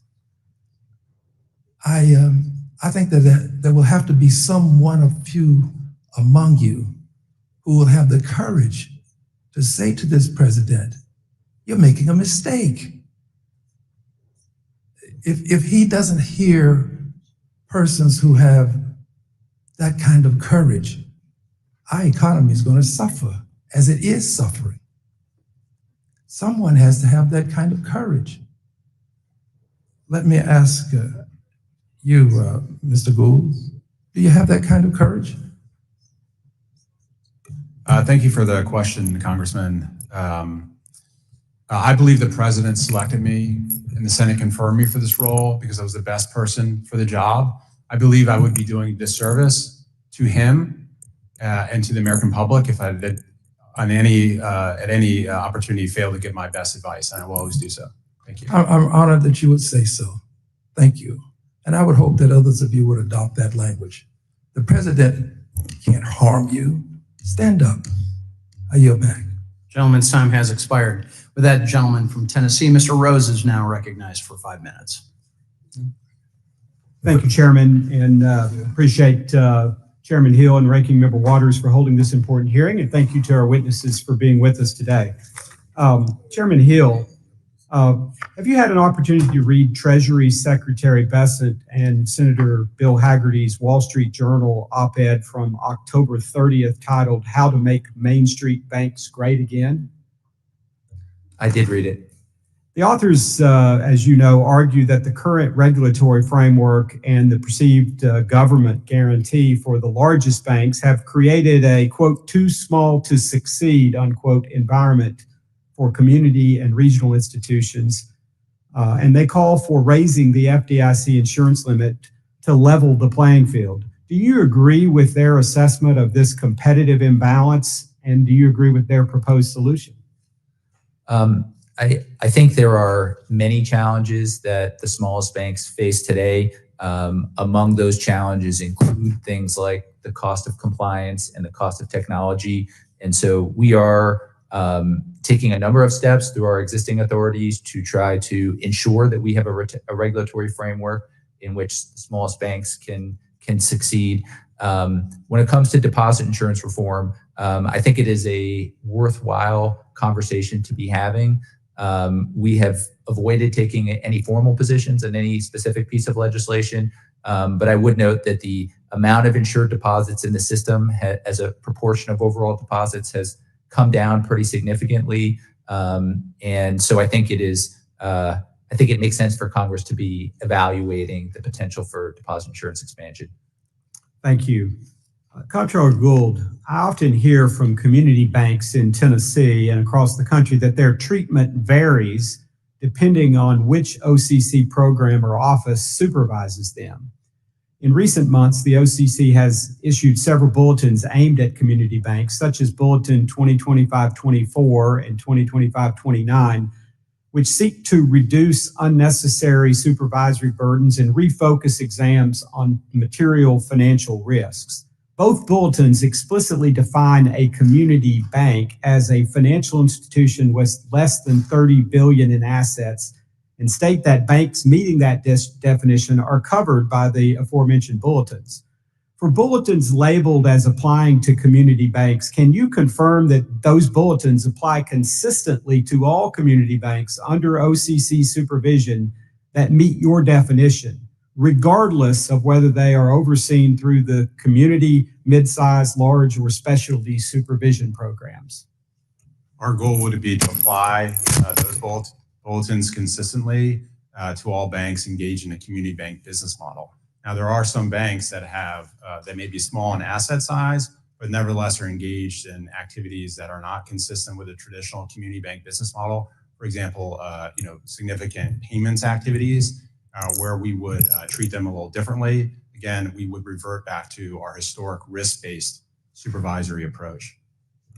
Thank you. I appreciate that insight. And I would just, reaffirm that it's so important that these banks get consistent guidance and that it doesn't appear that the examiner or the program or the region of the country that they're in is in some way affecting the supervision that they're getting and the way that their examinations proceed. Chairman Hill, looking back on the bank failures from 2023, it's clear that once a deposit run begins, supervisors have very few tools to stop it. What tools does the FDIC believe it would need, either operationally or through expanded authority, to allow an individual bank to fail while still shoring up confidence in the broader system? Sure. So I fully agree that our tools are fairly limited. The tool that was, or the primary tool that was used in 2023 was invoking the systemic risk exception, which under the current statute limits us to essentially protecting creditors and depositors of the institution that failed. I think there could be some merit in allowing regulators to have the authority to provide a time-limited deposit or other debt guarantee across the system. I think if Congress were to do that, we'd want it to be time-limited with guardrails in place. Currently, there is a process where the Congress can do that through fast-track procedures, and I think what 2023 demonstrated was those fast-track procedures are still way too slow for the speed at which bank runs can spread. Thank you. My time has expired. I yield back, Mr. Chairman. Gentleman's time has expired. Gentleman from Missouri, the ranking member for the Subcommittee on Housing and Insurance, Mr. Cleaver, is recognized for 5 minutes. Thank you, Mr. Chairman. I want to associate myself with the comments issued earlier by the ranking member, Ms. Waters. Mr. Gould, your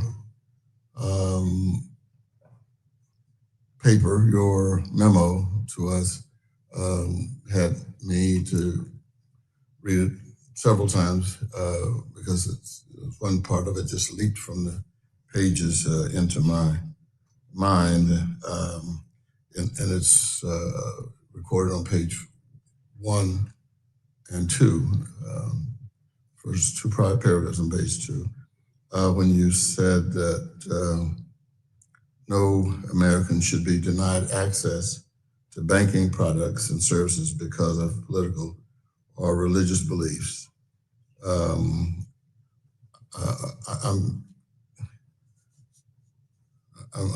curious about whether or not we have any evidence that there's been political discrimination in banking? And if there is, if you could help me understand it. Well, thank you for the question, Congressman. I think it should be an uncontroversial statement saying that we should not condone any discrimination. I apologize. I'll ask it another way. Okay. Does political discrimination exist in the American banking system? And if so, if you would give me an example, it would be helpful. Congressman, thank you again for the question. As I noted also in my opening statement, we're in the process of looking at the activities over the last few years of the largest national banks. It's premature for me to comment on the results yet of that review, but I will, of course, upon its completion, inform this committee and the public of what we find. So you believe that there has been political discrimination? Discrimination on a potential customer, applicant.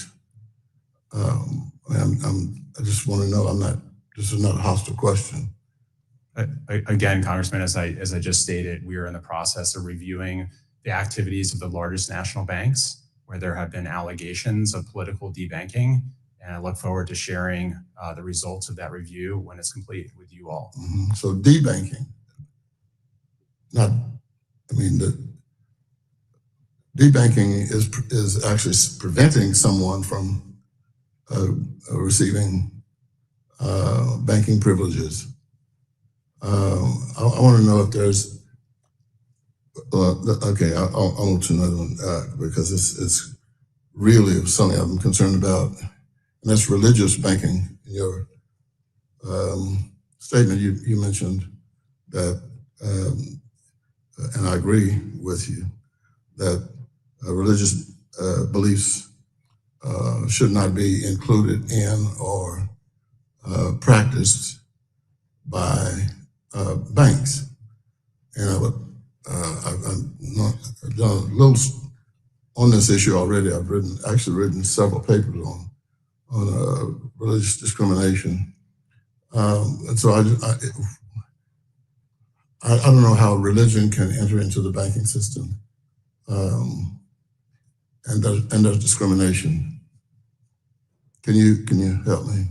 Yes, sir. So again, I'm aware of allegations of a number of religious organizations, charitable organizations that have alleged debanking over the course of the last years.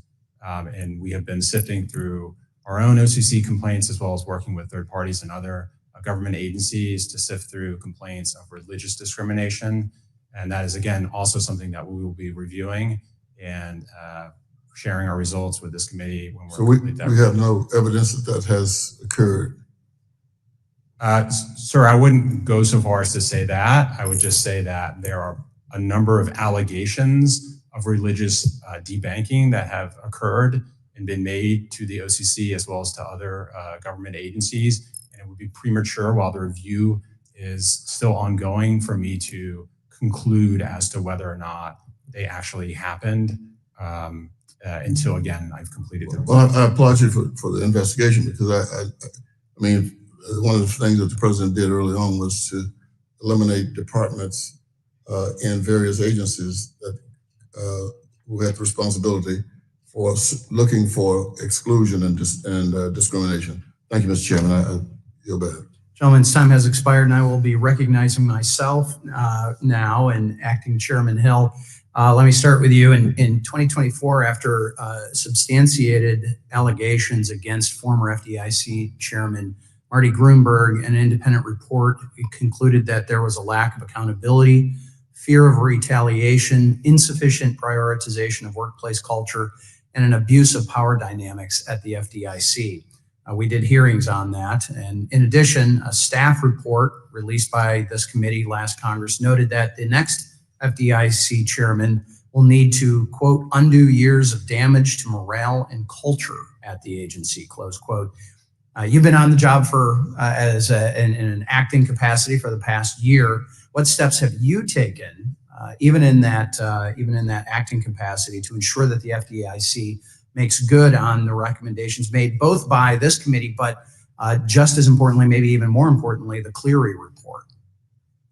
Sure. Well, thank you for the question. And let me start by saying that harassment, other forms of misconduct have no place at the FDIC or any other workplace. And fixing the culture at the FDIC has been a key priority throughout this year. And appreciate all the work and oversight that you and your team has done. Are the employees receptive to it? I mean, it was bad. And this was both sides recognized that it was bad. Fully agree. I think there is widespread commitment at the agency to turn the page on the problems of the past. There's been significant turnover in leadership at the agency. We have an entirely new board. About half of direct reports to the chair have turned over this year. We've replaced a large number of managers across the agency.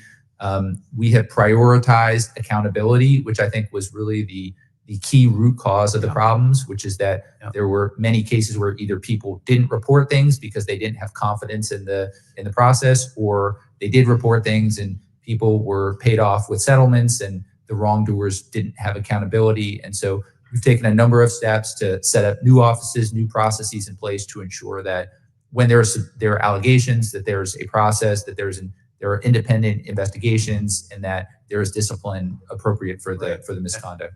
Glad to hear that. And you don't strike me as the type of person who's going to scream at their employees as they're coming in about trivial things. So I got a few head nods behind on that. So I appreciate that. Switching topics, but staying with you, I know a little earlier you had talked about the failed bank resolution framework as a worthwhile conversation to have. 2 weeks ago, the committee held a hearing on proposals that would make changes to the deposit insurance framework. And while the issue is far from settled, I think it's important that we don't dismiss how interconnected the debate between deposit insurance is with bank resolution. In bank failure scenarios, it makes sense to have a wide range of institutions lined up to bid on the failed banks, and increasing the proceeds received by the FDIC for its sale, and then lowering the potential costs of the deposit insurance fund. Is this something that this is something you and I discussed in 2023 during the banking turmoil? And I know this is something FDIC has been looking at. You're not commenting on any particular legislation. I happen to have particular legislation on that. I saw Mr. Gould's head pop up on that because you're going to be a part of that as well. But you had noted that the FDIC has developed a seller financing program for non-bank bidders to increase competition by including private equity firms and other non-bank entities. Do you believe this would ultimately reduce the cost to the FDIC, to the DIF, to the Deposit Insurance Fund? Absolutely. That's the goal. We're taking a number of steps to try to improve the bidding process, to facilitate more and better and lower cost bids, and trying to bring more capital into the bidding process. And the ultimate objective of all of it is to A, reduce the cost of the DIF, and B, increase the likelihood of stabilizing transaction options in the event of large failures. Great. So my bill, the Enhancing Bank Resolution Participation Act, directs the FDIC and OCC to jointly study the feasibility and utility of shelf charters, meaning pre-approved, ready to go entities that are a capital raising vehicle to bid on failed banks and on modifications that could be pursued to modify the bidder qualification. In the last 30 seconds here, do we need to address the bank resolution framework at the same time as the FDIC network, Mr. Gould? Thank you for the question. I do share, I think, many of the concerns that the acting chairman has stated publicly around the resolution execution capabilities that were on display or their lack thereof in the March 2023 timeframe. So certainly I support both A, more robust public disclosure around what occurred during that timeframe, so that B, Congress can then inform itself as to whether it needs to act from a statutory standpoint. Right. My time has expired. I do, without objection, would like to submit this letter from a joint trade statement for the record regarding our hearing today. Hearing none, so moved. And with that, my time has expired, but we are going to take a brief pause here as a committee. The minority is aware of this as well. And we're going to pause briefly while we adjust the witnesses' microphones, and we will return shortly. So with that, we take this pause.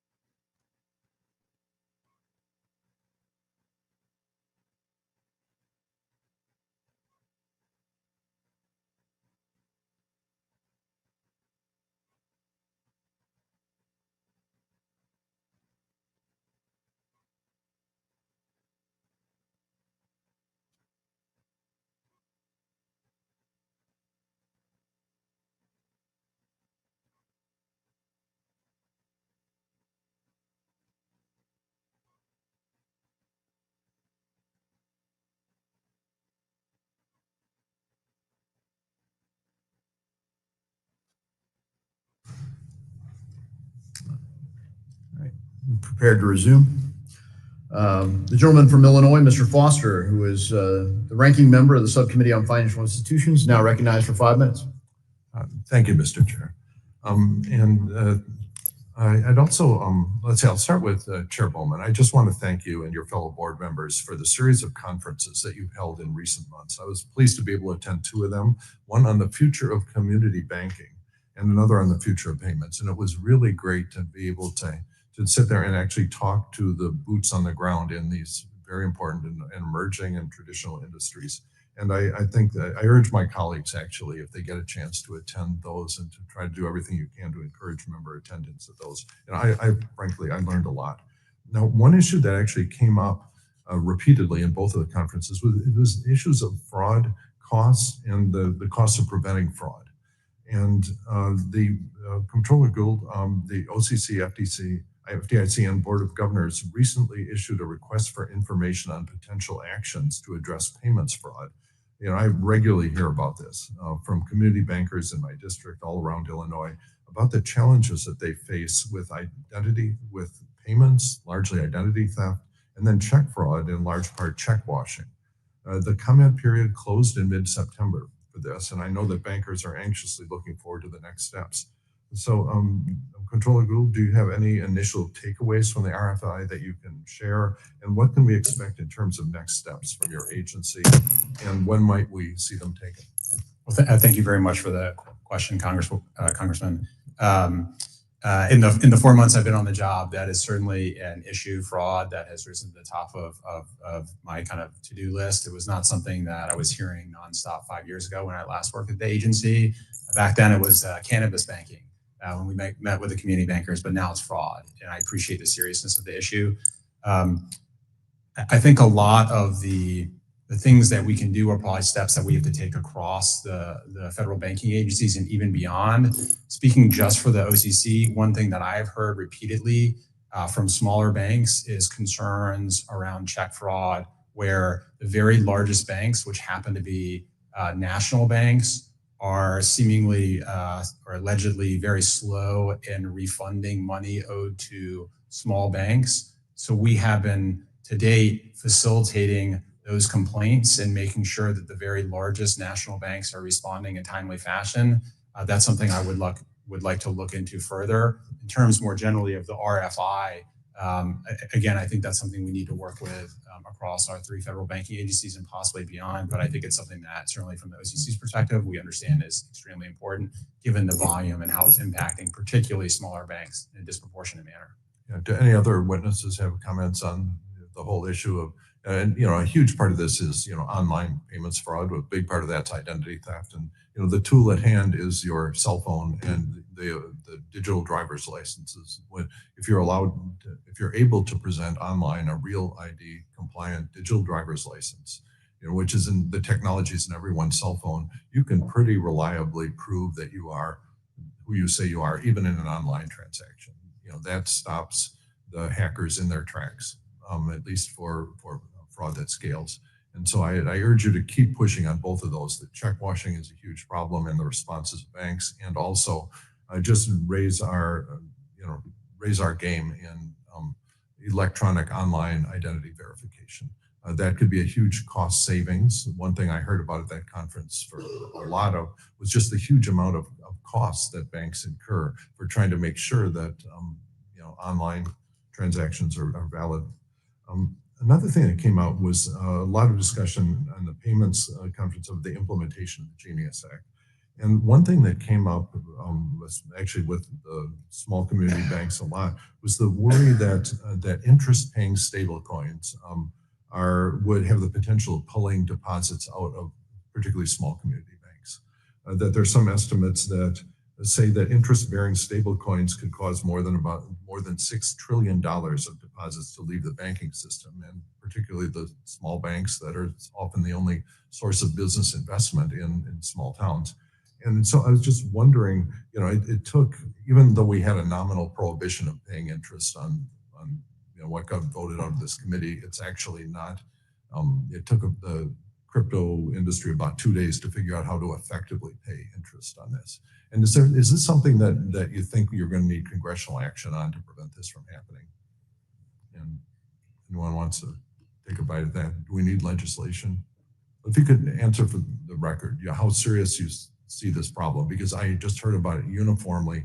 The small community bankers that were present at that conference were terrified and angry about the threat. This is essentially the reemergence of narrow banking that the Federal Reserve has traditionally objected to for exactly The this. gentleman's time has expired.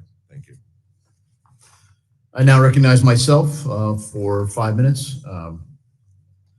So look, in this committee, I want to say thanks for you all being here today. Thanks for your preparation and for your testimony today. But in this committee, we've been hammering home a simple truth. America's financial institution and our system thrives when regulators stick to safety and soundness, not targeting political rivals or picking winners or losers in the marketplace, weaponizing the laws and frankly, the lack of laws in our government. Under the Biden administration, we saw Operation Choke Point 2.0 resurrected from the Obama administration, where Choke Point 1.0 was. We saw it in full swing. Regulators were weaponizing, quote, reputational risks to bully banks into debanking political rivals, crypto innovators, stablecoin pioneers, and everyday folks just trying to build a future. It wasn't about risk, it was about control. But here's the good news. The Trump administration is slamming the door shut on that nonsense, and many of you are in place to do that, to just follow the law and apply even-handed regulations. So thank you. We've withdrawn poison pill guidance that banned reputational risk from exams, and we're ready to unleash American leadership in our financial sector, including our digital asset sector. So today, I want to lock in the progress and make sure there's no Choke Point 3.0 or anything like that underway. Vice Chairwoman Bowman, how's the Federal Reserve turning the page on Choke Point and approaching bank participation in all markets, particularly digital assets? Well, as you mentioned, all of us are engaged in implementing the president's executive order on debanking and taking actions as a result of the directives that were contained within that executive order. What we have done specifically at the Federal Reserve is that we have eliminated reputational risk within our examination context and within our supervisory function, whether that's in guidance or in regulation. We've rescinded anything that and edited out the word reputational risk, so it no longer is a part of the vernacular at the Federal Reserve and within our supervisory context. We're also conducting an audit of supervisory and banking activity so that we understand that whether we've met those expectations and that we can do so going forward. And we're also reviewing the past activities at both the board and at the reserve banks to identify actions that would be inconsistent with the executive order. We're also contemplating moving forward with a proposal that's similar to what the OCC and the FDIC have put forward to ensure that this is a durable change, and that they're on a proposal, an NPR on eliminating reputational risk from the banking. Yeah, thank you. You also, the Federal Reserve recently talked about a change to master accounts, potentially making them more accessible and more concrete set of rules. How would that work? We're currently exploring the options that we have within our regular framework for master account consideration, and it's something that could be potentially available as we're currently reviewing how that could be effective in a limited construct. All right, and then lastly, you mentioned that you're following the president's executive order, but one of the other executive orders that you put out with respect to digital assets is no development of a central bank digital currency. Obviously, at some point, portions of the Federal Reserve have been engaged in that. Is the Federal Reserve still engaged in developing central bank digital currency? There are parts of the Federal Reserve that continue to be engaged in activities related to global activities on central bank digital currency within the construct of the Bank for International Settlements and our participation in some of their work on innovation. Does the Fed consider themselves subject to the president's executive order banning central bank digital currency? We believe that there is no authority, that Congress would have to provide the authority for the central bank to engage, for the Federal Reserve specifically to engage in creation of a central bank digital currency. Thank you. Comptroller Gould, under President Trump's Fair Access Rule, banks cannot deny services to an entire lawful industry. Has the OCC seen any evidence since January 2025 of national banks continuing to debank crypto firms?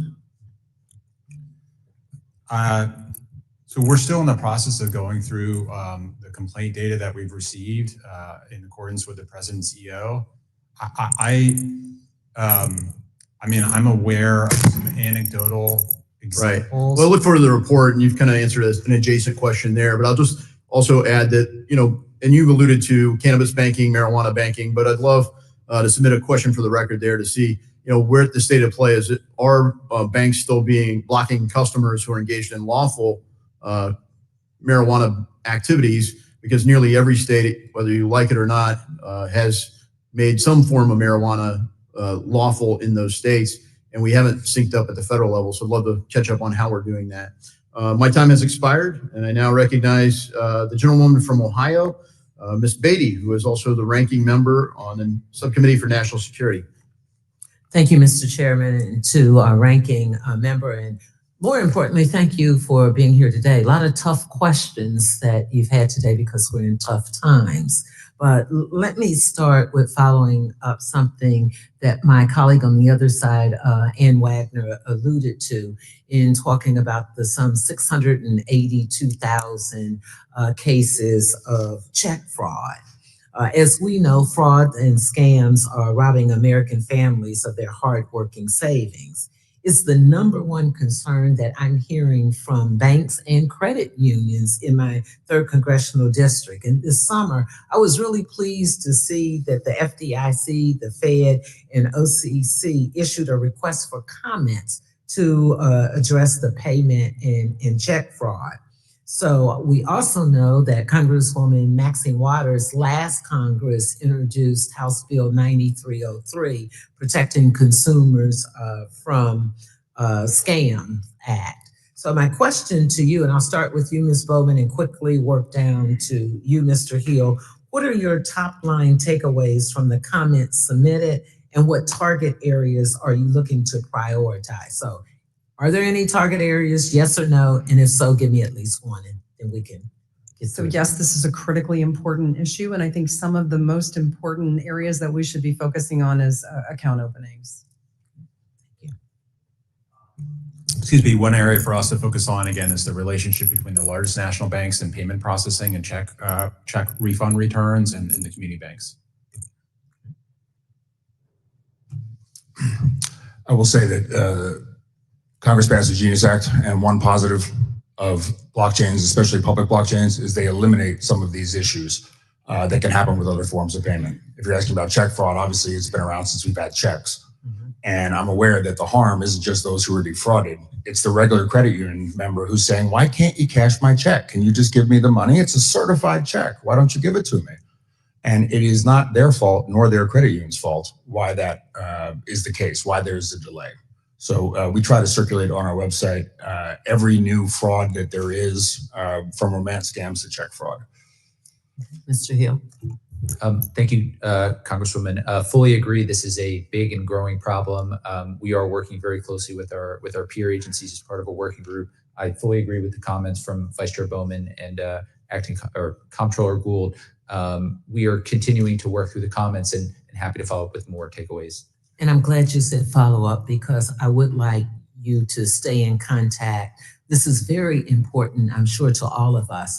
But in my district, I'm being held accountable for what am I doing? And you're right, it's an age-old thing, but it appears to be more prevalent now that we're seeing this. So I would like to have some contact. I have my legal counsel and financial person, Sierra, here. And so this is something you're going to hear over and over from me. Let me quickly go to the next question. And for you, Acting Chairman Hill and Chairman Bowman and Comptroller Gould, I'd like to start with some questions on cybersecurity. We've addressed that a lot today, and the risk posed by third-party service providers and other technology solutions. As we know, cyber adversaries not only target financial institutions, but also federal regulatory agencies. What are the steps you're taking to enhance the cybersecurity of your agencies and effectively notify financial institutions when there's a breach of confidence and sensitive information that regulators collect from financial institutions? Okay, you want me to pick somebody? So- Chairman Hill. Okay. and- I'll be happy to There start you since go. I certainly raised the issue and unfortunately the OCC was the victim Right. of a data breach that went on for almost 2 years. When we learned of the breach back in February, we engaged extensively with the banks that we supervise to let them know what we were doing, how we were addressing it, what information was exposed. I will say that in addition to bringing on board multiple kind of forensic technical experts to analyze the issue and to make recommendations to ensure that the risk of this happening again is dramatically decreased, I actually turned our own examiners on our agency to examine us as they would a bank to ensure that we had actually made the changes that the third party had recommended, the forensic consultants had recommended. Unfortunately, my time is up. So do you all agree? Can he be the spokesperson for you all? And if it's a no, you can then get back to me. Okay. Look like you have some friends. They nod. I yield back. Thank you, the gentlewoman. I now recognize the gentleman from South Carolina, Mr. Timmons, for 5 minutes. Thank you, Mr. Chairman, and thank you to our distinguished witnesses for being here today. I want to begin by commending each of you for your efforts to maintain stability in our financial system in a way that protects consumers, reverses harmful one-size-fits-all policies, and provides much-needed clarity to our community banks and credit unions. This hearing is critically important as we work to ensure that our regulatory framework remains effective, transparent, and responsive to the needs of the institutions and communities it is intended to serve. Vice Chair Bowman, I would like to begin with you. The Federal Reserve's recent finalization of revisions to the large financial institutions ratings framework is viewed by many as a common sense and long overdue improvement. Ensuring that banks are not judged solely on their single lowest component score will create a more accurate and balanced assessment of institutional health. Could you speak to the Federal Reserve's plans to implement this reform and how we should expect it to be faithfully and consistently implemented by examiners? Thank you for allowing me to provide some additional information and context to our large bank financial rating system. So when the system was initially introduced in 2019, it allowed for a single deficiency. There are 3 categories that it consists of: governance and controls, capital, and liquidity. And the initial framework allowed for a deficiency in one of those categories, not requiring it to be as a financial matter, but any of those categories could determine a bank to be not well managed. As we know, and as we saw in Silicon Valley Bank's failure, banks fail for a number of reasons that are highly predictable and always related to their financial condition. So it's important that we're not artificially judging an institution to not be well managed if we're not reviewing their financial health as a part of that determination. Thank you for that. Turning now to the need for greater regulatory tailoring, I want to thank you both, Vice Chair Bowman and you, Chair Hill, for supporting efforts to refine our regulatory regime and for advancing the policies that this committee and our colleagues in the Senate have worked on throughout the year. I consistently hear from banks and credit unions in my district that an overly burdensome regulatory framework forces them to divert time and resources away from serving their communities. At the same time, I recognize that limited resources pose challenges not only for financial institutions, but also for the agencies charged with supervising them. Reforming standing policies such as the community bank leverage ratio, along with implementing initiatives like My SMART Act, will strengthen our financial system and allow institutions of all sizes to better support their customers. Chair Hill, as we consider these efforts, how does your agency plan to improve the consistency and clarity of the supervisory process? And would legislation such as the SMART Act and the Trust Act help conserve agency resources in a way that ultimately enhances the quality of supervision? Thank you, Congressman, for the question. So we are engaged in taking a close look at many aspects of our supervisory process, trying to promote more consistency and clarity across the board are key goals that are informing many of the activities that we have underway. The proposed rule we issued with the OCC that would define unsafe or unsound practice and matters requiring attention is partly intended to achieve more consistency across exam teams. Our supervisory appeals process is also that we've proposed is also intended to promote more consistency, among other things. And with respect to the legislation, certainly happy to work with you and your office on providing feedback to anything that would be helpful. Sure, thank you for that. Finally, I want to turn to digital assets. your agency's plans for implementing Genius and the broader conversation around future market structure legislation. In August, I hosted roundtables in my district with stakeholders from across the financial sector. A consistent theme was the future of crypto legislation and how traditional financial institutions are preparing to participate in this evolving market. These legislative efforts have the potential to reshape our financial system and reduce unnecessary intermediaries. As this work moves forward, it is essential that our financial institutions remain informed and fully equipped to adapt so that they are not left behind. Chair Hopman, you and I discussed Genius implementation a few months ago. I would appreciate an update on the NCUA's preparedness. I would also welcome your thoughts on how we can more effectively educate credit unions in South Carolina about the work underway in Washington. Well, Congress has given us a deadline, I believe, of July 18 next year, and it is my intention to work with my fellow regulators to meet that deadline. Obviously, that's going to be proposed rules and then final rules. We're sitting here on December 2nd and don't have either one of those yet. So obviously between now and July, it's supposed to happen. My guess is the first thing you'll see is, I believe the first rulemaking mentioned, which is how to apply to be an issuer, which for credit unions would be credit union service organizations because they don't have subsidiaries. Thank you for that. I'm out of time. With that, I yield back. Thanks. Thank the gentleman. The gentleman from California, Mr. Vargas, who's also the ranking member of the Task Force on Monetary Policy, is now recognized for 5 minutes. Thank you very much, Mr. Chairman. I want to thank the chairman and also the ranking member, and in particular the ranking member. I think what she said today was not only true, but courageous. It's sad, but I do think we're living through a pretty shameful moment in our history. And I think that is how history is going to see it.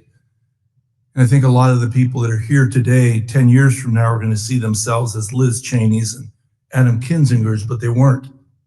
They weren't. We allowed all this corruption to go on, and it's sad.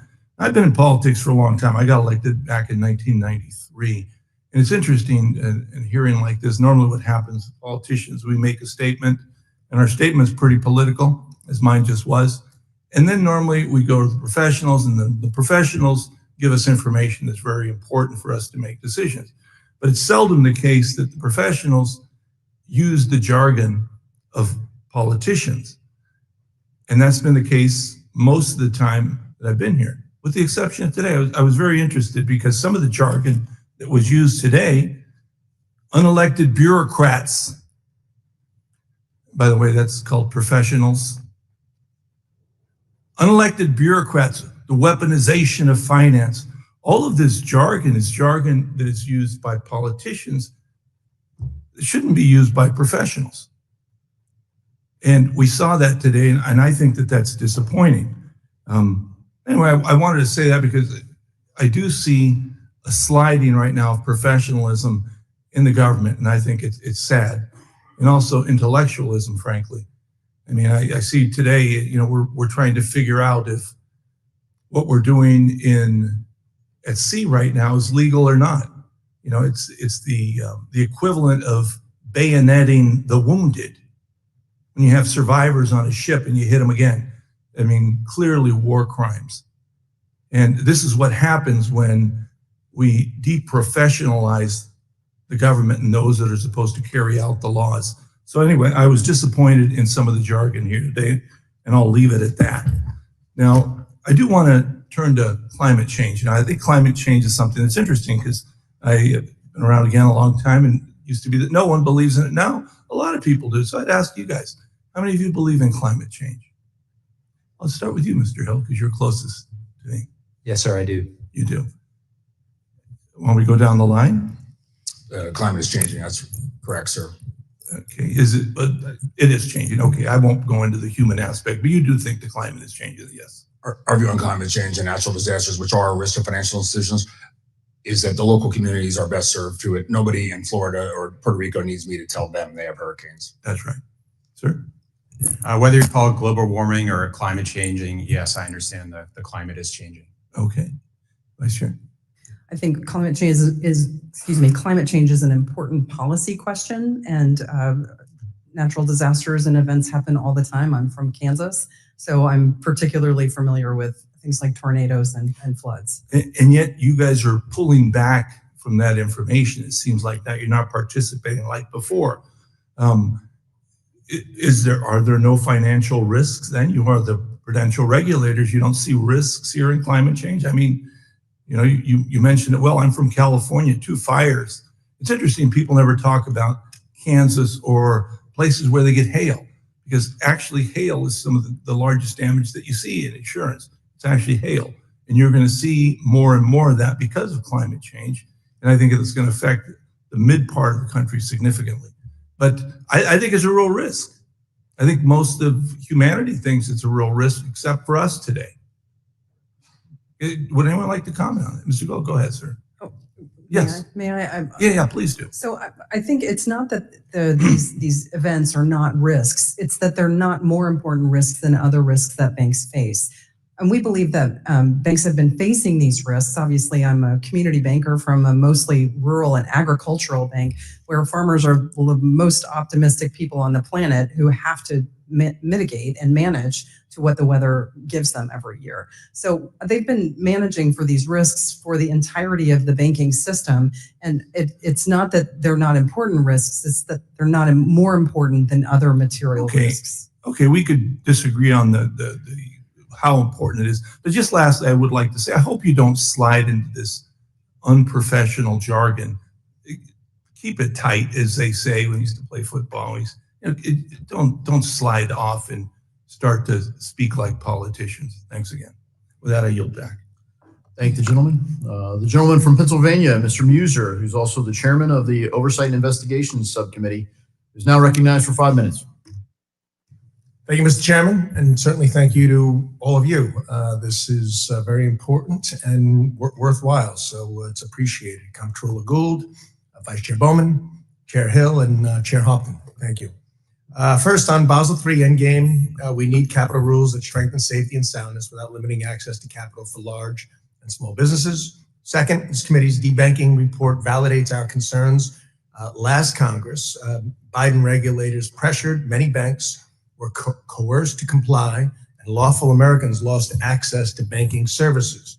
Mr. Chairman, I ask unanimous consent to enter into the record the majority staff debanking report entitled Operation Choke Point 2.0, Biden's Debanking of Digital Assets. Without objection. So I appreciate Comptroller Gould, Vice Chair Bowman, and Acting Chairs Hill's early action regarding debanking by eliminating reputational risk, which our colleague Representative Barr's bill, the FIRM Act, has codified. In order to achieve fair access to banking, the private sector has a role to play as well, of course. Third, financial fraud and scams are rampant, and this committee is committed to a government, private sector, and a whole of society effort to protect consumers, seniors, veterans, young people, small businesses, everyone out there. And that's a top priority for my subcommittee on oversight and investigations. So Vice Chair Bowman, I'd like to start with you, please. You've been very clear on Basel III Endgame, very refreshing, as a matter of fact, that it can have real benefits if calibrated properly for bank lending, especially for community and regional banks.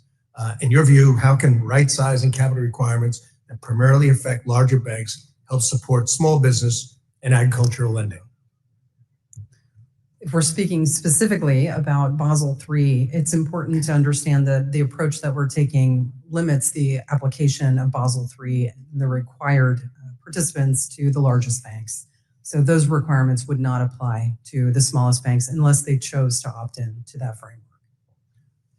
Okay, let me ask you this then. Do you plan to examine the Tier 1 leverage requirements, the GSIB surcharge, the CCAR requirements as part of your effort to right-size capital? So we're looking at all the capital framework and the capital pillars in a comprehensive way. We've already worked to address the community bank leverage ratio by setting it at the statutory floor that Congress provided us. I think there are a number of different categories that we're looking at. We'll have a GSIB surcharge proposal. We already introduced the SLR, and the other is the stress testing in addition to Basel III. We're making progress on all of these different capital pillars. And I would definitely tell you that we're not reverse engineering an outcome. Right. We're looking to do risk assessments that would allow for us to set these calibrations according to risk. Okay, thank you. And to be clear, the Basel III would have greatly destabilized, if you will, our banking community and not helped community banks nor helped larger banks. In its previous proposals iteration, yes, I agree. Controller Gould, the debanking report this committee issued yesterday detailed how Biden regulators pressured banks to debank crypto, energy, firearm companies, as well as politically disfavored groups, resurrecting Operation Choke Point that started under Obama. What recommendations do you have for private entities to ensure they have eliminated any internal systems or policies implemented to comply with the Biden-era regulatory pressure? Well, thank you for the question, Congressman.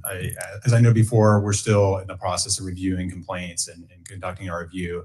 I would say in general, though, that over-reliance on negative news searches, which is, I think, sometimes a feature of reputation risk, could, again, in an over-reliance situation, be problematic, as well as categorical prohibitions on performing or providing financial services and products to lawful business activities. Okay, thank you. Chair Hill, the FDIC under previous Chair Grunberg issued pause letters asking banks to cease all activity with crypto companies. What changes have you initiated and have planned for the FDIC to prevent regulatory abuse in the future? Thank you, Congressman. So first and foremost, we undid the policies of the past few years. So we rescinded the guidance that required prior approval, and we now treat digital asset activities just like any other novel activity where banks are expected to manage the safety and soundness risk, but otherwise have no prohibitions to serving those industries. I think promoting durability of our policies is something that is always a consideration. And so we are considering a number of steps to try to ensure that these types of things won't happen in the future. Thank you. My time has expired. I yield back, Mr. Chairman. Gentleman's time has expired. Now my pleasure to recognize the gentleman from Illinois, Mr. Caston. You're recognized for 5 minutes. Thank you, Mr. Chair, and thank you for the quick bit of exercise from the ranking member. Thank you all for coming. In 2023, former Vice Chair Barr said that the 2023 bank failures caused a reassessment of the viability of uninsured deposits as a funding source across the banking system. 2024, FSOC raised further concerns about some banks' reliance on uninsured deposits, and it could make them more vulnerable to runs.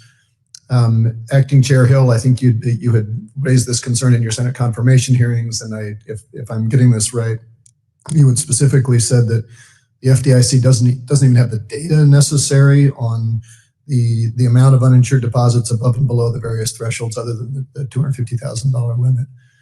Without getting into details, I'm curious, in your time in this role, have you directed the FDIC to start trying to get that data? So I have long believed that more granular deposit data would be useful for a number of purposes. And just because I'd love to get into what you're doing, I'm just curious if you've initiated any process there or not. So I would say there have been conversations. I've raised this at the FFIC. That's where most reporting is done through. Okay. But I would say at this stage, I know there's institutions that are collecting data, but we have not taken any steps. So still important, but haven't done it yet. So the New York Fed recently issued a paper saying that they're noticing deposits are flightier right now, and specifically in response to interest rate changes, finding that there are run risks, particularly when rates go up. Wall Street Journal reported recently that wealth management clients are more likely to pull deposits out and chase higher yield when interest rates are rising. So Vice Chair Bowman, I guess what I'm wondering is the Fed doing anything to monitor what happens if those risks run out of the traditionally regulated financial system to private banks, to other alternative investment vehicles? Are you doing any enhanced review of where that deposit flight might go?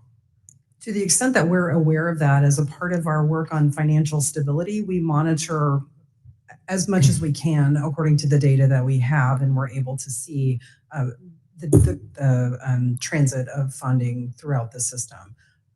I'm not sure that we have specific data about whether it's going from the financial institutions into any particular entities. We don't collect data that would tell us that.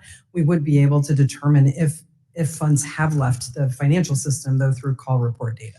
Yeah, and I guess I don't mean leaving the financial system, but we've got this surge of private banking, all sorts of different types of things that are deposit-y, but not within where the FDIC or others would have oversight. And my concern is that if we got a lot of dollars that are in some other part of the system and we're not monitoring it, that is a risk at some point.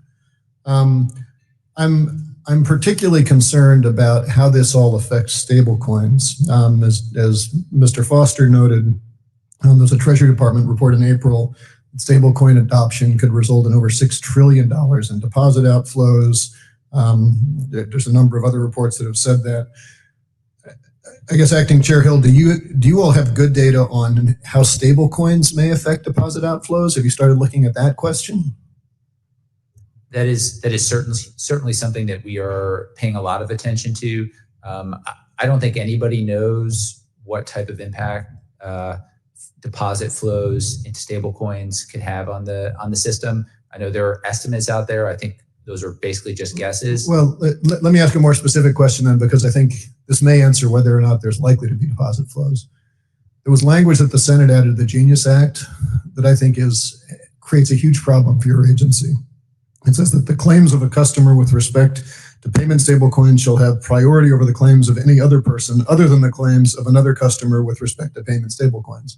So if there's a bank run and you have customers of stablecoins with deposits in a bank that are not insured, that language would suggest that they have a senior claim. Have you made any effort to interpret that language? How are you going to deal with the conflict if we get in a situation like we got to in 2023 when Circle's deposits were sitting there in uninsured accounts and there was a run? Should a stablecoin depositor assume that you are going to place that customer in a senior position to insured depositors? I would have to go back and look at the statute to make sure I'm correctly understanding it, but my understanding is that language is applicable if the stablecoin issuer fails, not if a bank fails. And so from our perspective, we would still have our normal authorities, our normal priority in the case of a bank failure. That's just the provisions that would apply to a bankruptcy proceeding if a stablecoin issuer fails. We could use some clarity, particularly as the chair ranking member had noted, there's some shadiness as far as who is making these deposits. I thank the gentleman. Your time has expired. The gentleman from Texas, the chairman of the House Small Business Committee, Mr. Williams, you're recognized for 5 minutes. Thank you, Mr. Chairman, and good to see all of you today. Thank you for being here. The previous Basel III endgame proposal would have substantially raised capital requirements for an already well-capitalized banking industry.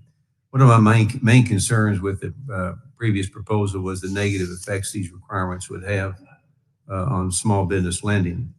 Under the provision proposal, credit would have become more expensive and harder for Main Street businesses to secure. And as you continue your work on the Basel III endgame proposal, I urge you to ensure the revised framework avoids imposing unnecessary burdens to restrict Main Street America. So Vice Chairman Bowman, could you elaborate on how the Fed will ensure any changes to the capital levels will not disrupt the flow of capital to Main Street businesses? Thank you for that question and the opportunity to clarify the work that we're doing around Basel III. I think it's very important as we're working toward reviewing the capital framework that we're not disincentivizing providing lending or other types of activities to those businesses that make our economy run. The purpose of the work that we're doing is to ensure that the banking system can support the economy in a way that allows the United States to continue to be the economic powerhouse that we are. Okay, thank you. Chairman Hill and members of the committee, myself included, sent a letter to the Fed, OCC, and FDIC urging you to take a closer look at how enhanced prudential standards are being applied across category 2, 3, and 4 banks and to update static thresholds so that supervision reflects actual risk rather than outdated asset lines. And these EPS thresholds were set in 2019 and have not been increased since then, even though the agency said they would evaluate them regularly through notice and comment. Not indexing these thresholds has created an artificial constraint on banking activity that hurts the economy across the country and in districts like mine back in Texas. So will each of you, the Fed, the OCC, and the FDIC commit to working on an interagency basis to index these EPS thresholds? When could that happen, do you think? Yes, we will commit to reviewing our thresholds and indexing them. Enhanced prudential standards are their purview of the Fed as they apply at the bank holding company level, but we are doing similar things at the national bank subsidiary level as well. And likewise, happy to commit to reevaluating and indexing thresholds where appropriate. Okay. All right. Thank you. This committee has held several hearings examining the concerning trend of consolidation in the banking sector. The federal regulators' response to March 2023 failures muddied the waters on statutory functions such as the least cost resolution mandate. Acting Chair Hill, how can Congress enhance the FDIC's resolution process, such as by providing greater flexibility to the least cost mandate in order to promote a greater transparency and competition? Thank you for the question, Congressman. I think allowing additional flexibility under the least cost would be useful in certain circumstances. There are a variety of possible situations where the FDIC may have two resolution options that are very similar in cost, but there are significant benefits to one or the other. Today, there is essentially no discretion, and so it needs to be a mechanical choice to choose the least cost resolution option. I think Congress would still want to ensure that there was discipline around any flexibility to ensure that cost still remained a primary consideration. But I do think there are situations where having at least a little bit of additional flexibility would be useful. I've got limited time, but one more question, Chairman. How might a more strict set of conditions to waive the national deposit cap for the acquisition of a failing or failed bank help reverse the trend of consolidation in the banking sector? Certainly a lot of considerations there, but as I'm sure you're aware, today there is an exception to the caps in the event of a failed bank acquisition. I know there's legislation in place that would potentially allow some more flexibility in those types of situations. Again, I think from my perspective, at a broader, more holistic level, I think having a little bit of additional flexibility around least costs would be useful. Well, again, thank you all for being here. Appreciate the testimony, and I yield back my time. Gentleman yields back. Gentleman from New York, Mr. Torres, you're recognized for 5 minutes. Thank you, Mr. Chair. I have a question about the intersection of the financial system and AI. Private credit, banking, insurance, and AI CapEx are becoming increasingly interconnected. The AI sector is experiencing the largest capital boom since the railroads of the late 19th century, and AI CapEx has become a disproportionate driver of both economic growth and equity market performance. To what extent do you view the entanglement of private credit, banking, insurance, and multi-trillion-dollar AI CapEx as a potential source of systemic risk? I'll start with the Fed.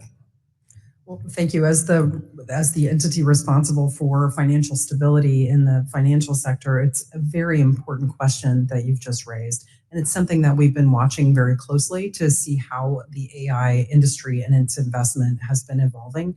We've seen an increase in asset levels and their valuations over time, and it's something that we continue to watch, and we're definitely paying close attention. So is that a yes? Do you view it as a potential source of systemic risk? Or? Well, it's certainly one of the risks that we're looking at.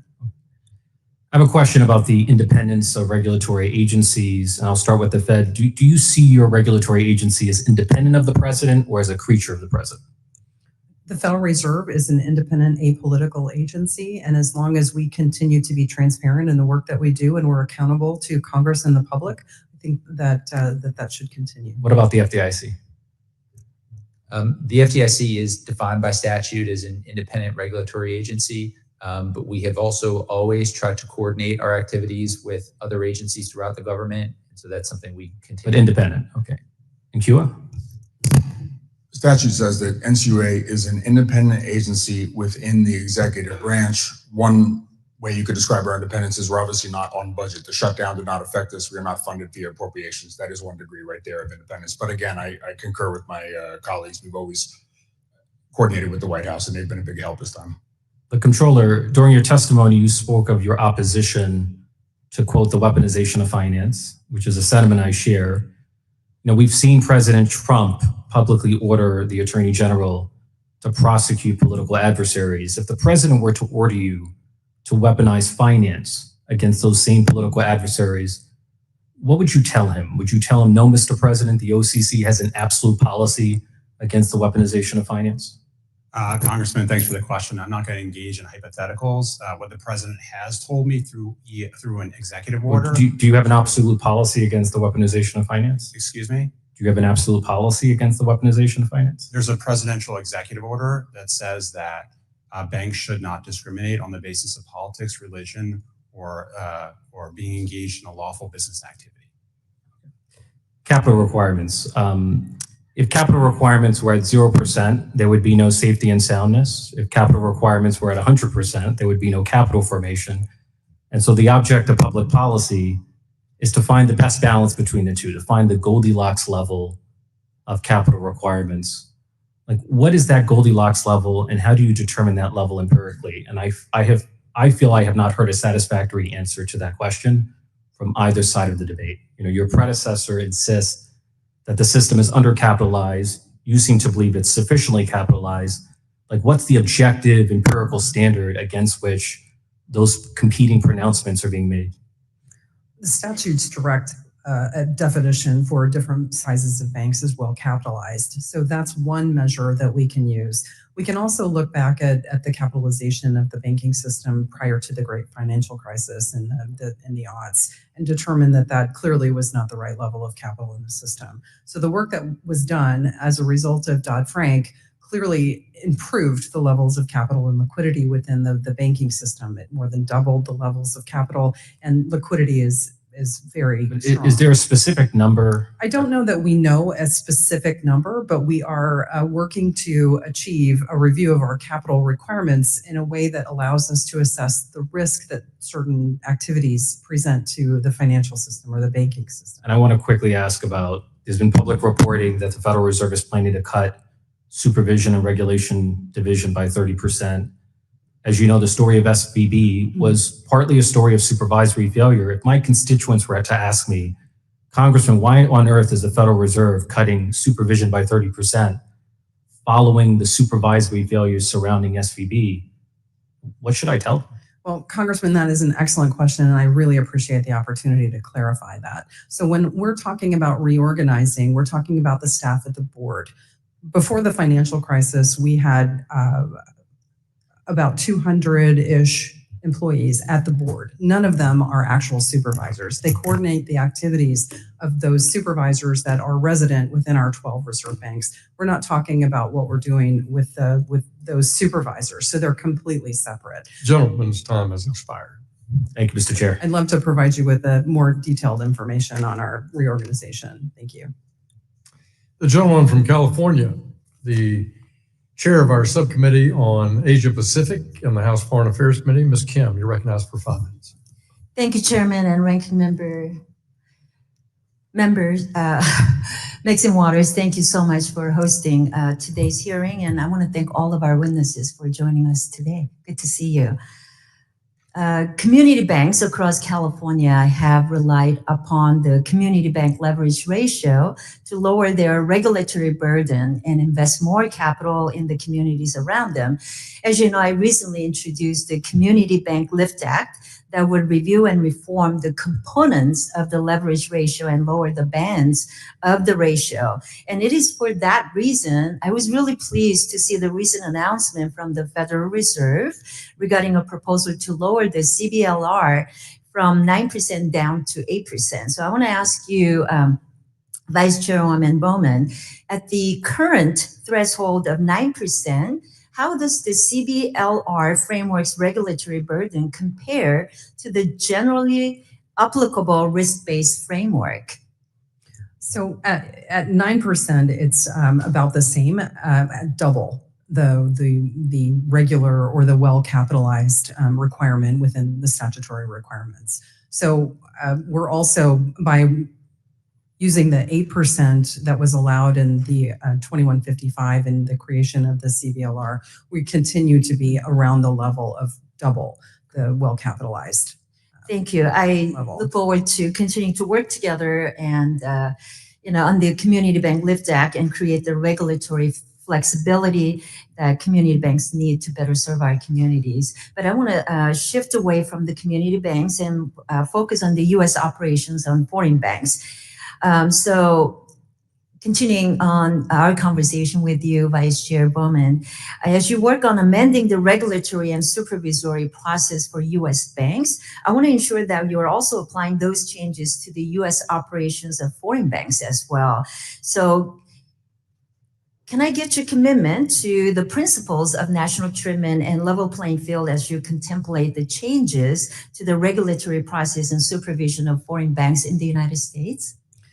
It's absolutely appropriate for us to ensure that there's a playing field for foreign banks and their participation in the U.S. economy and in economic activity and serving customers in the United States. This is certainly something that we will continue to keep in mind as we're reviewing our capital framework and the regulatory framework more broadly. Thank you. As you know, while those banks are headquartered internationally, they employ tens of thousands of Americans and have been essential to financing the U.S. economy. So thank you for keeping that in mind as you contemplate those changes. In Southern California, where I represent, we're blessed not only to have a strong community banking organizations, but also great credit unions as well.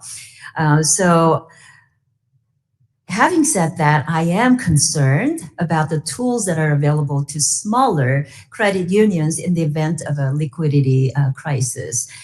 So I want to ask the next question to Chairman Huffman. Right now, some associate credit unions lack access to the Central Liquidity Facility, CLF. What are some of the barriers that credit unions face in accessing that CLF, and how can we ensure that more credit unions have access to CLF? Yeah, I appreciate you bringing that up, Congresswoman.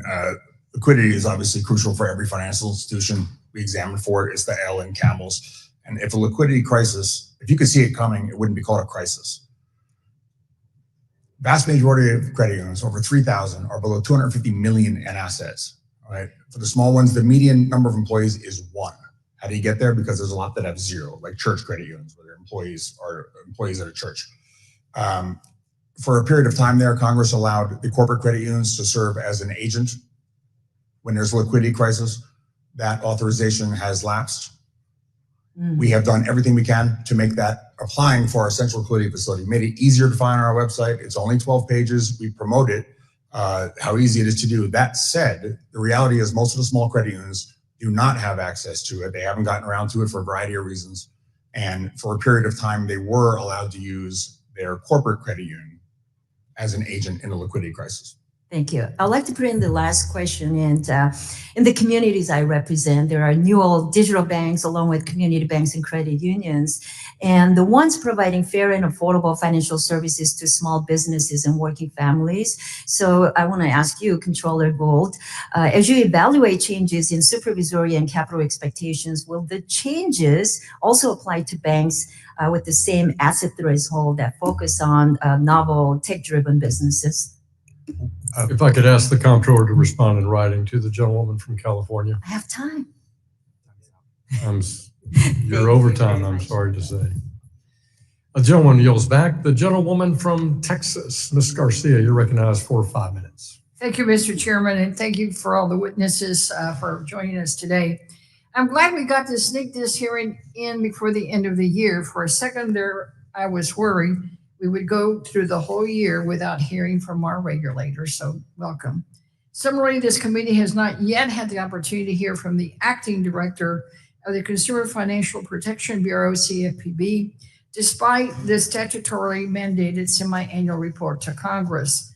So since I can't ask Director Vogt, I will ask Vice Chair Bowman, in the absence of the CFPB, do you know if anyone at all, is supervising and examining the largest banks in the nation for compliance with federal consumer protection laws? Well, thank you for that question. I too value the importance of consumer compliance, regulation, and enforcement and supervision. I oversaw that capability at the Federal Reserve for the first 6 years that I was on the board. We do have a responsibility at the Federal Reserve for The question is, do you know of anyone that's actually doing it? We are at the Federal Reserve. We have responsibilities for a narrow set of consumer compliance regulations for all sizes of institutions that are state member banks. Are you aware of anyone else that has taken on the role of doing this? I believe that the other regulators have the responsibility in that narrow context as well. So, Mr. Gould, is that true? Thank you for the question, Congresswoman. The OCC's approach to consumer protection has not changed, but as you know, under the Dodd-Frank Act and specifically Title 10, the Consumer Financial Protection Act, the CFPB has certain exclusive authorities, such as supervision authority for banks with more than $10 billion in assets. So, but the question was, do you know if anyone that is actually doing the work of supervising and examining the largest banks? Again, Congresswoman, the OCC's approach to consumer protection has not changed. So we continue to have enforcement authority, but we do not have supervision authority because Congress stripped us of having supervision authority in Dodd-Frank. And Mr. Hutman? Just to make sure I get this right, you mind repeating what you're asking?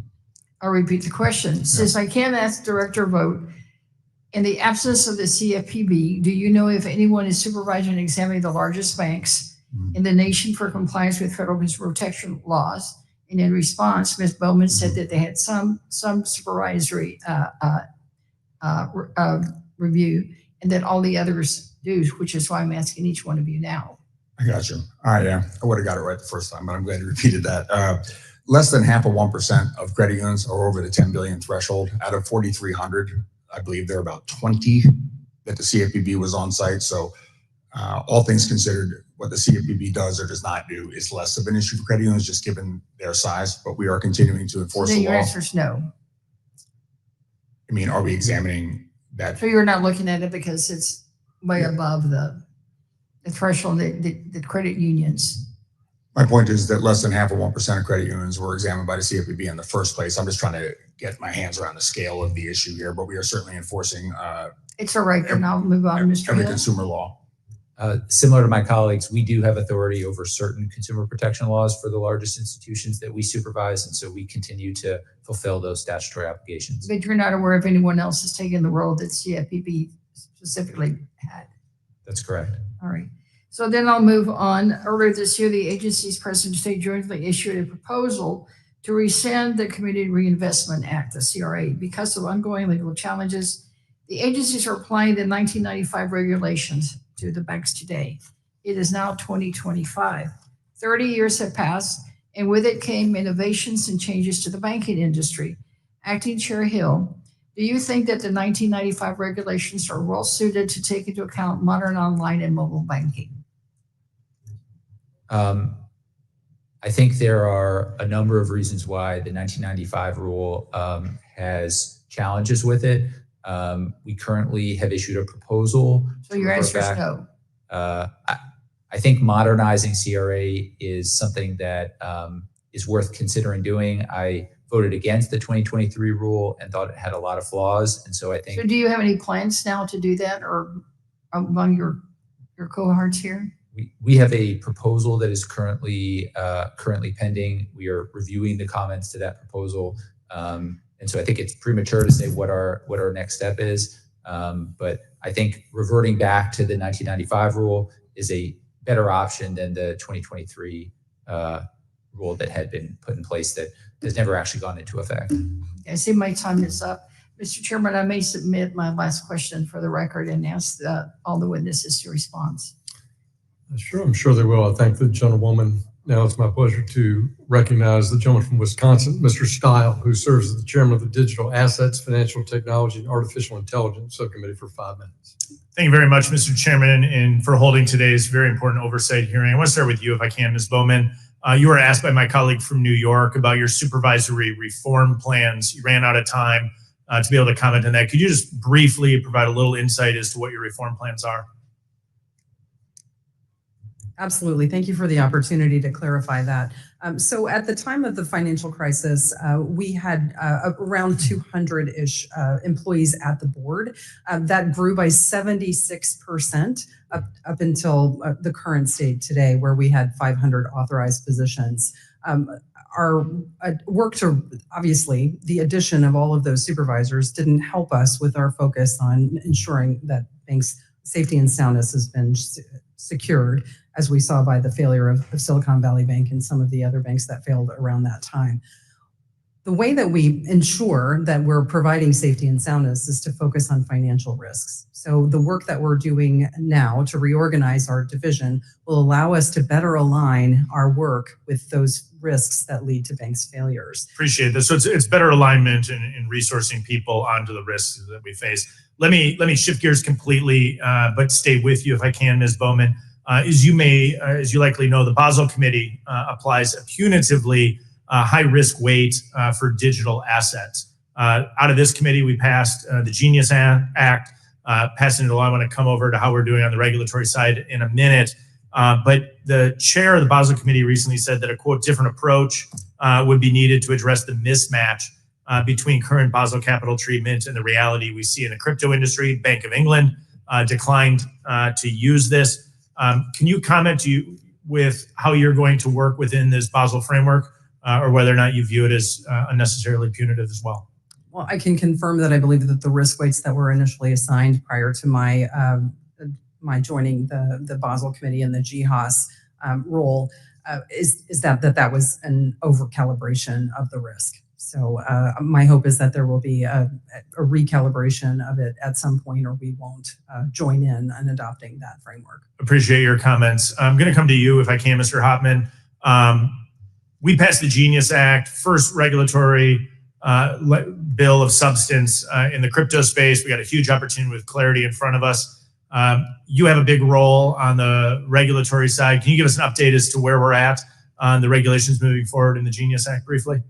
Yeah, stable coins are an absolute game changer. This country, as advanced as we are with the biggest internet companies in the world, our payment system is very creaky. There are countries we give foreign aid to that you can settle 24 hours a day, 7 days a So week. the faster we get this done, the better we're going to be.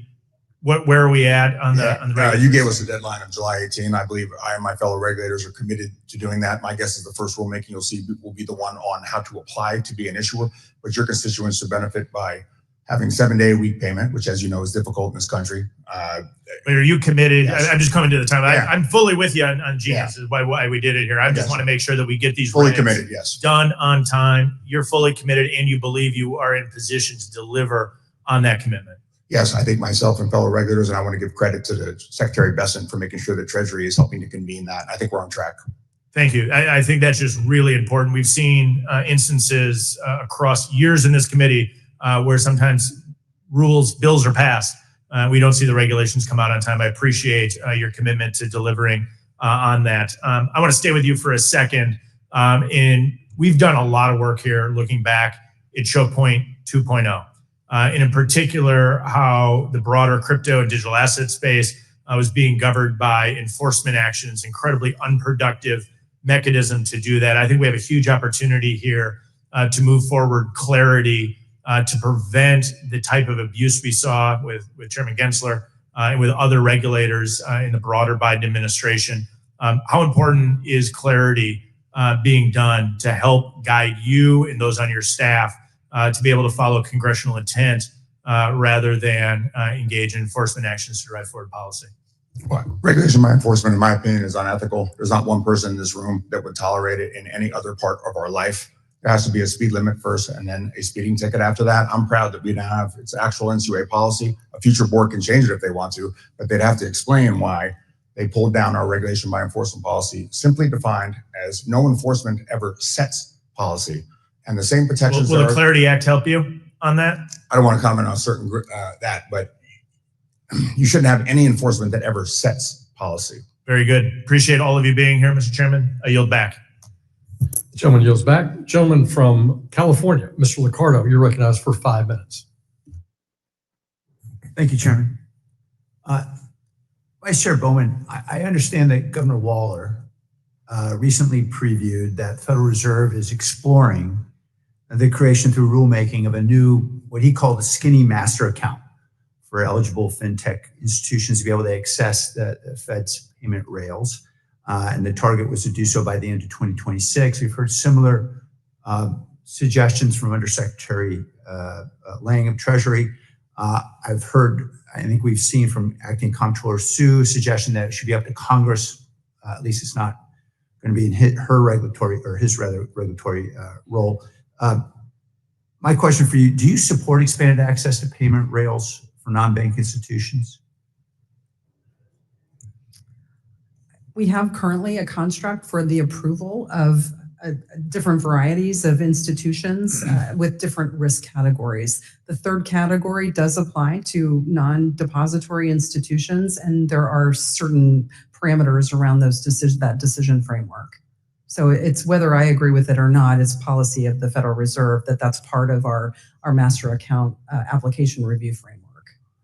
Okay, as you know, there is a concern from many fintech companies about access to the FedNow rail, and their ability to do so without having to essentially contract with or partner with a bank.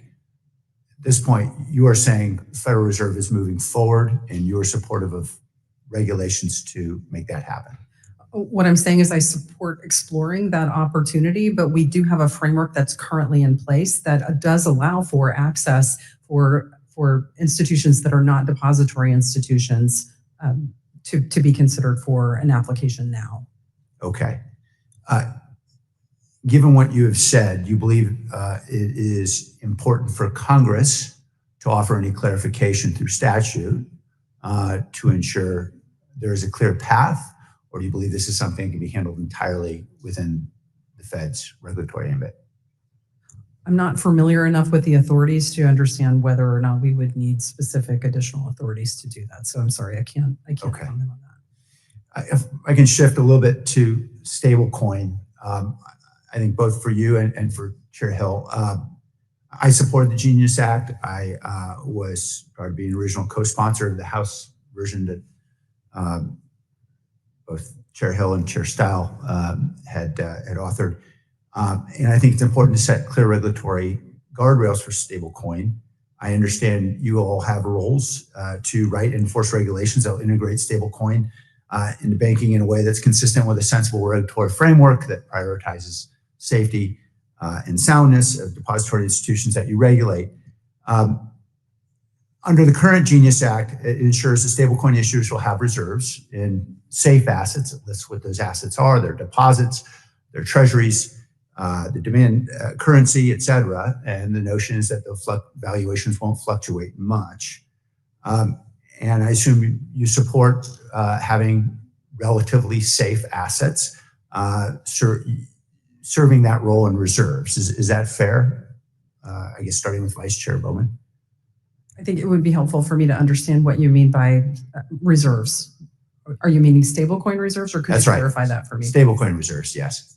So I think Congress has given a range of options for stablecoin issuers to use as potential reserves. So yes, it would be important that they are stable, auditable, and immediately accessible for whatever regulatory framework that we would create. Okay, given the time, I'll just move quickly here.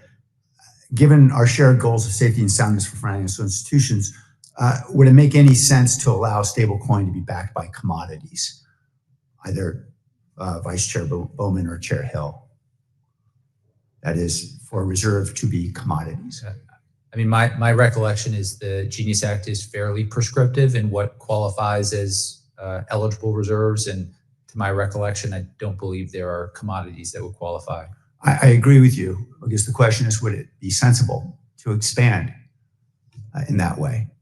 I think that's a decision for Congress to decide. Does it seem consistent with safety and soundness concerns that you obviously have in your everyday regulation? Yeah, I mean, I think it would be a different model. I mean, Congress set up a model where stablecoins are backed by super safe reserves. One could imagine different models where potentially there were different types of reserves, but then you might have other mitigating factors as part of the regulatory framework.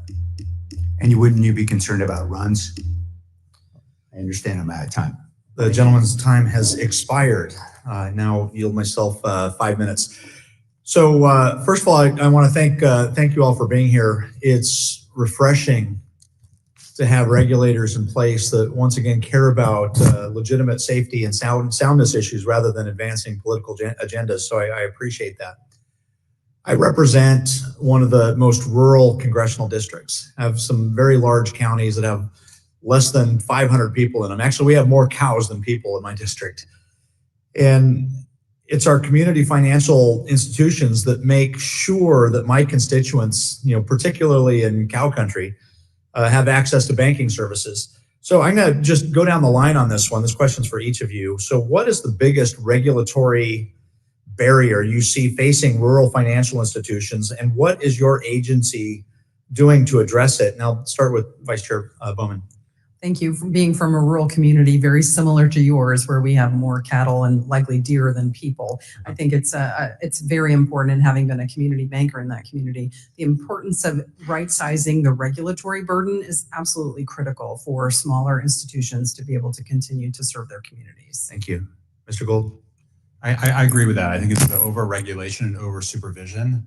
One of the things that was occurring at the OCC too frequently when I took over in mid-July, and what that had occurred over the last 4 years, was a situation in which we were not actually engaged in risk-based supervision. So we were subjecting smaller banks to prescriptive requirements coming out of DC, which made no sense based on their business model. Thank you. Mr. Hopman? I'm from a remote area as well. It was 26 miles to get to a McDonald's. So I hear you on that, and our local community institutions served an invaluable role that none of the big banks would.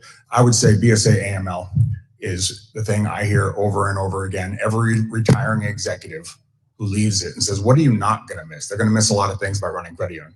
The thing they're not going to miss, you hear it over and over, BSA AML. They say it's not the time I spend on it, it's the time I waste on it. That's one area where I think we could work together. Thank you. Mr. Hill? Yeah, I would echo all the comments from my colleagues.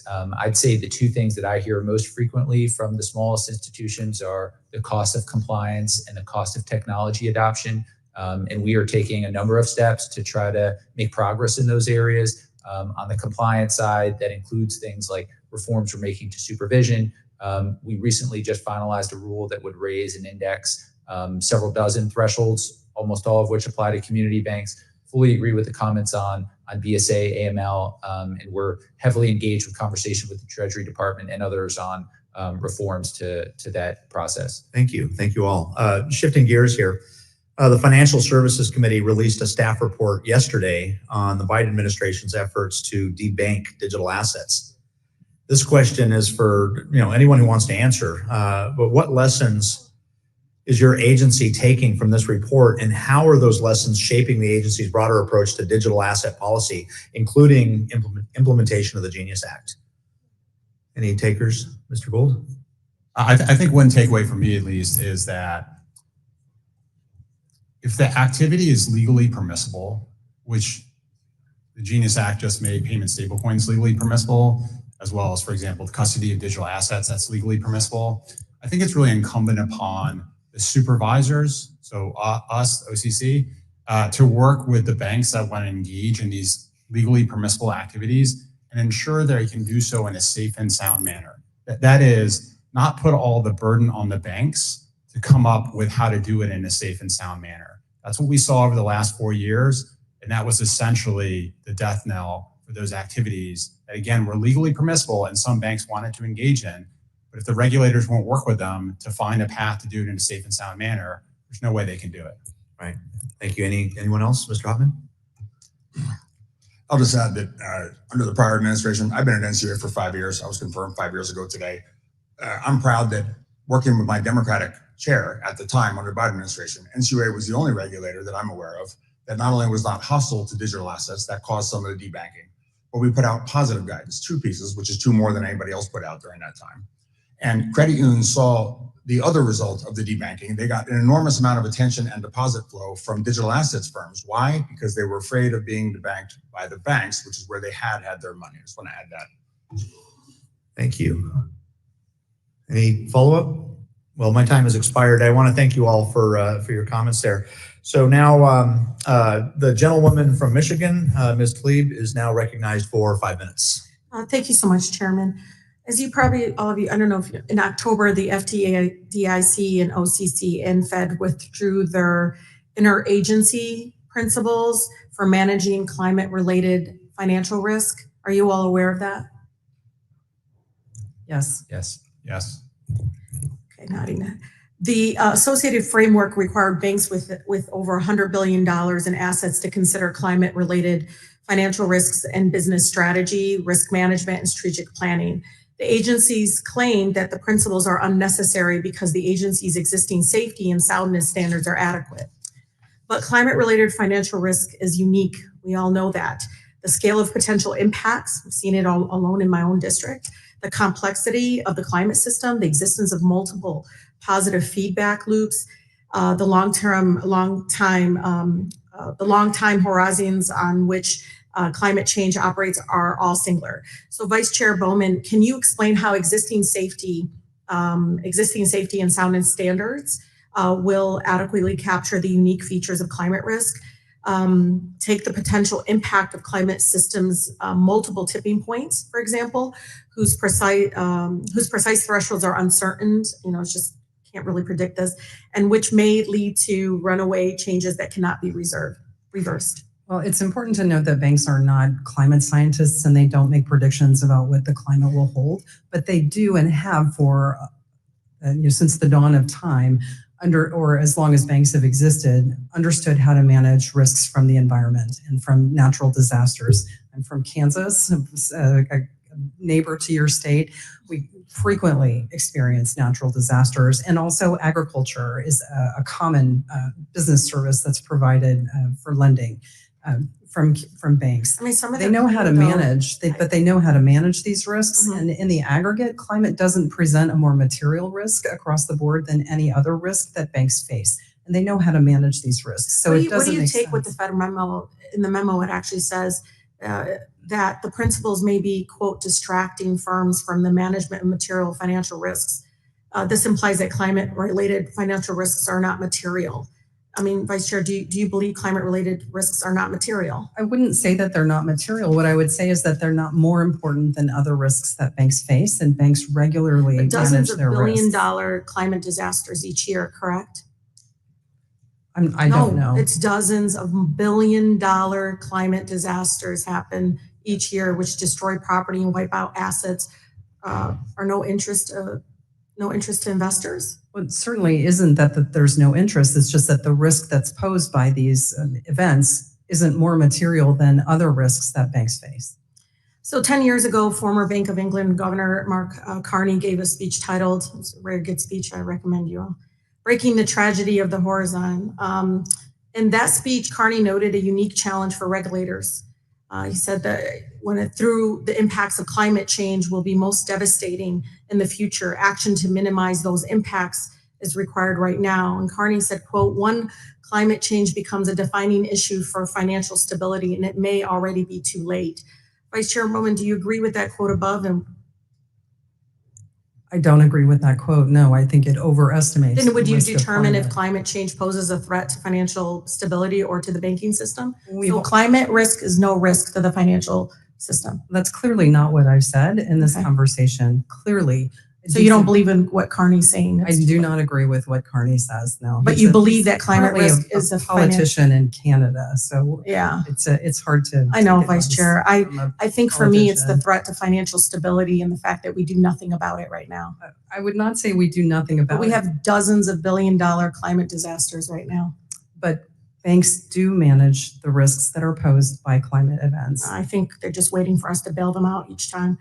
Earlier this year, Chair Powell testified at the Senate Banking Committee hearing that due to climate change, quote, "If you fast forward to 10, 15 years, there will be regions of the country where you can't get a mortgage." Okay? There won't be ATMs or banks won't have branches or anything like that. Vice Chair, do you believe the Fed need to wait for such impacts before taking action? Because I think in some places, some people can't even get insurance right now.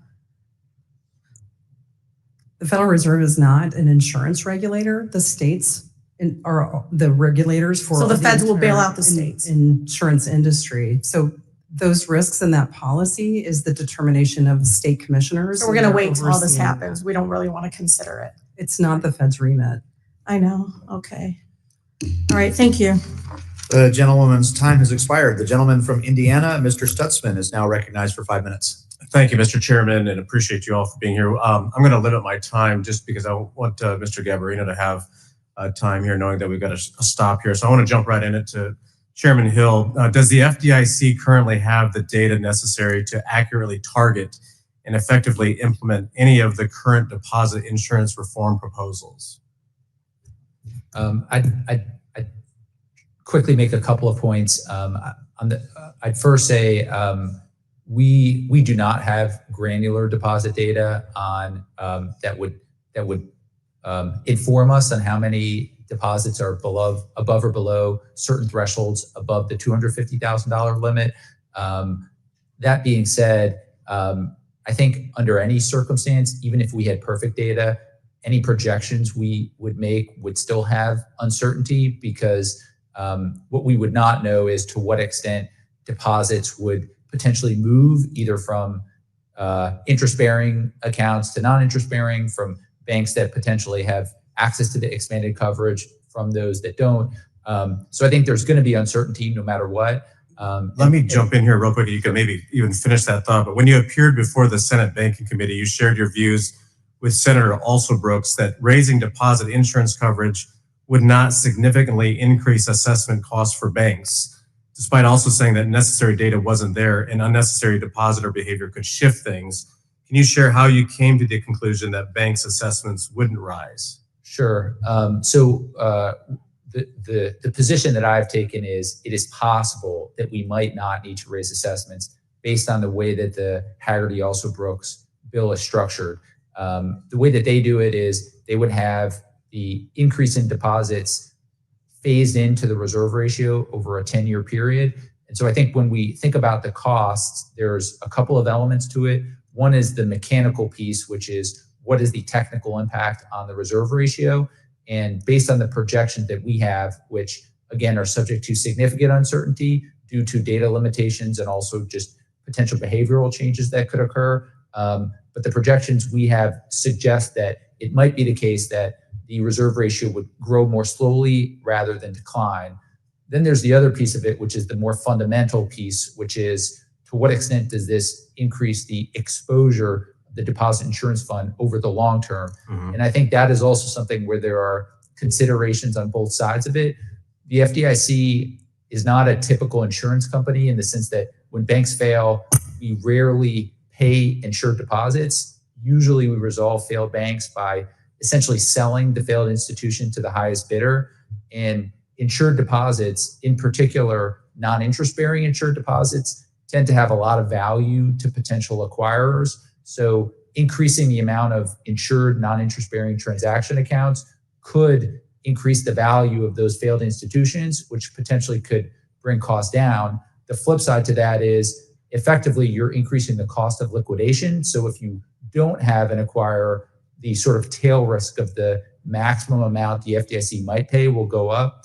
So those are a couple of the main considerations. But again, I think it's going to be a complicated thing to project out. But I think there's at least some justification to not raising assessments if the reserve ratio did not decline. Okay, thank you. I'm going to yield back the balance of my time. The gentleman yields. And just for situational awareness, we're going to recognize the gentlewoman from Georgia and then Mr. Garbarino from New York, and then we're going to adjourn. So now the gentlewoman from Georgia, Ms. Williams, is recognized for 5 minutes. Thank you. And thank you, Chairman Hill and Ranking Member Waters for holding this hearing. Y'all, I represent Atlanta, which has one of the largest racial wealth gaps in the country. And I was proud of our regulators' commitment to fostering inclusive economic growth and resilience, not only in Atlanta, but in communities across our nation during the previous administration. Regrettably, the strides that we've made are now in jeopardy. Last year, when we met with our prudential regulators, many of my Democratic colleagues reiterated one thing. Implementing a Project 2025 agenda in the financial service space means risking our economy, favoring billionaires, and advancing priorities that will systemically hurt millions of Americans in the middle class or worse. Basically, it's exactly what you guys said. We shouldn't be weaponizing our financial systems.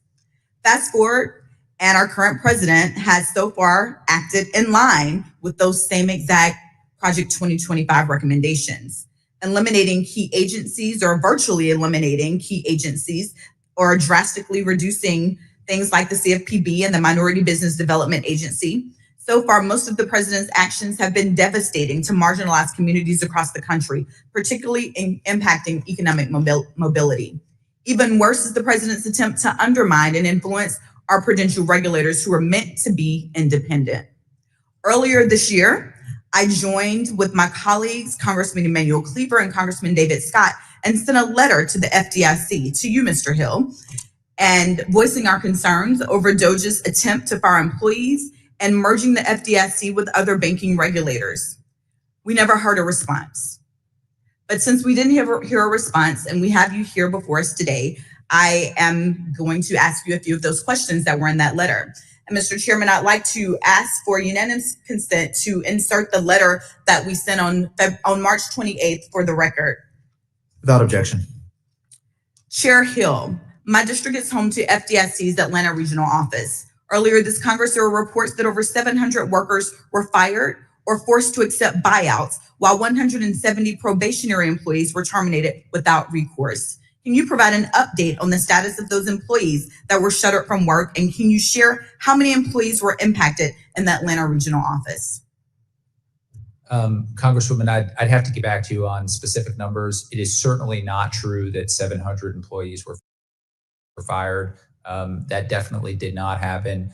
I also we certainly try to respond to all letters that we receive questions. And so if you did not get a response, then I want to apologize for that. And we will make sure to respond to any questions that you've sent us. So we've submitted all of the questions for the record, and I do hope that I get a response. And I figured you would not have an answer today, but since you've had since March 28th, it's unfortunate that I still can't get answers to those questions. Mr. Hill, I understand that you're serving as the acting chair, serving on the board with prior FDIC experience. So I imagine that you know a little bit about how important the work of FDIC staff and their examiners are.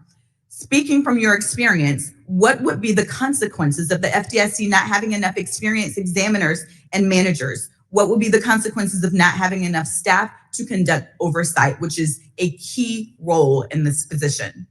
Certainly agree with that. Having qualified and experienced safety and soundness examiners is core to one of our primary missions, which is promoting the safety and soundness of financial institutions that we supervise. And so we very much value the experienced workforce that we have. And as I mentioned to one of the congresswomen earlier, we are taking a number of steps to try to ensure that we are able to retain our experienced examiners.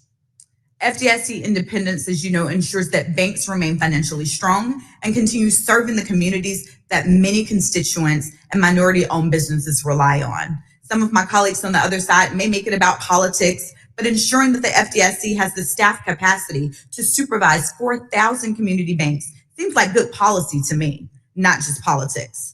Another issue my colleagues and I have concerns with are the reports alleging that the administration has looked into ways to influence the FDIC behind the scenes, including through unprecedented involvement by the White House.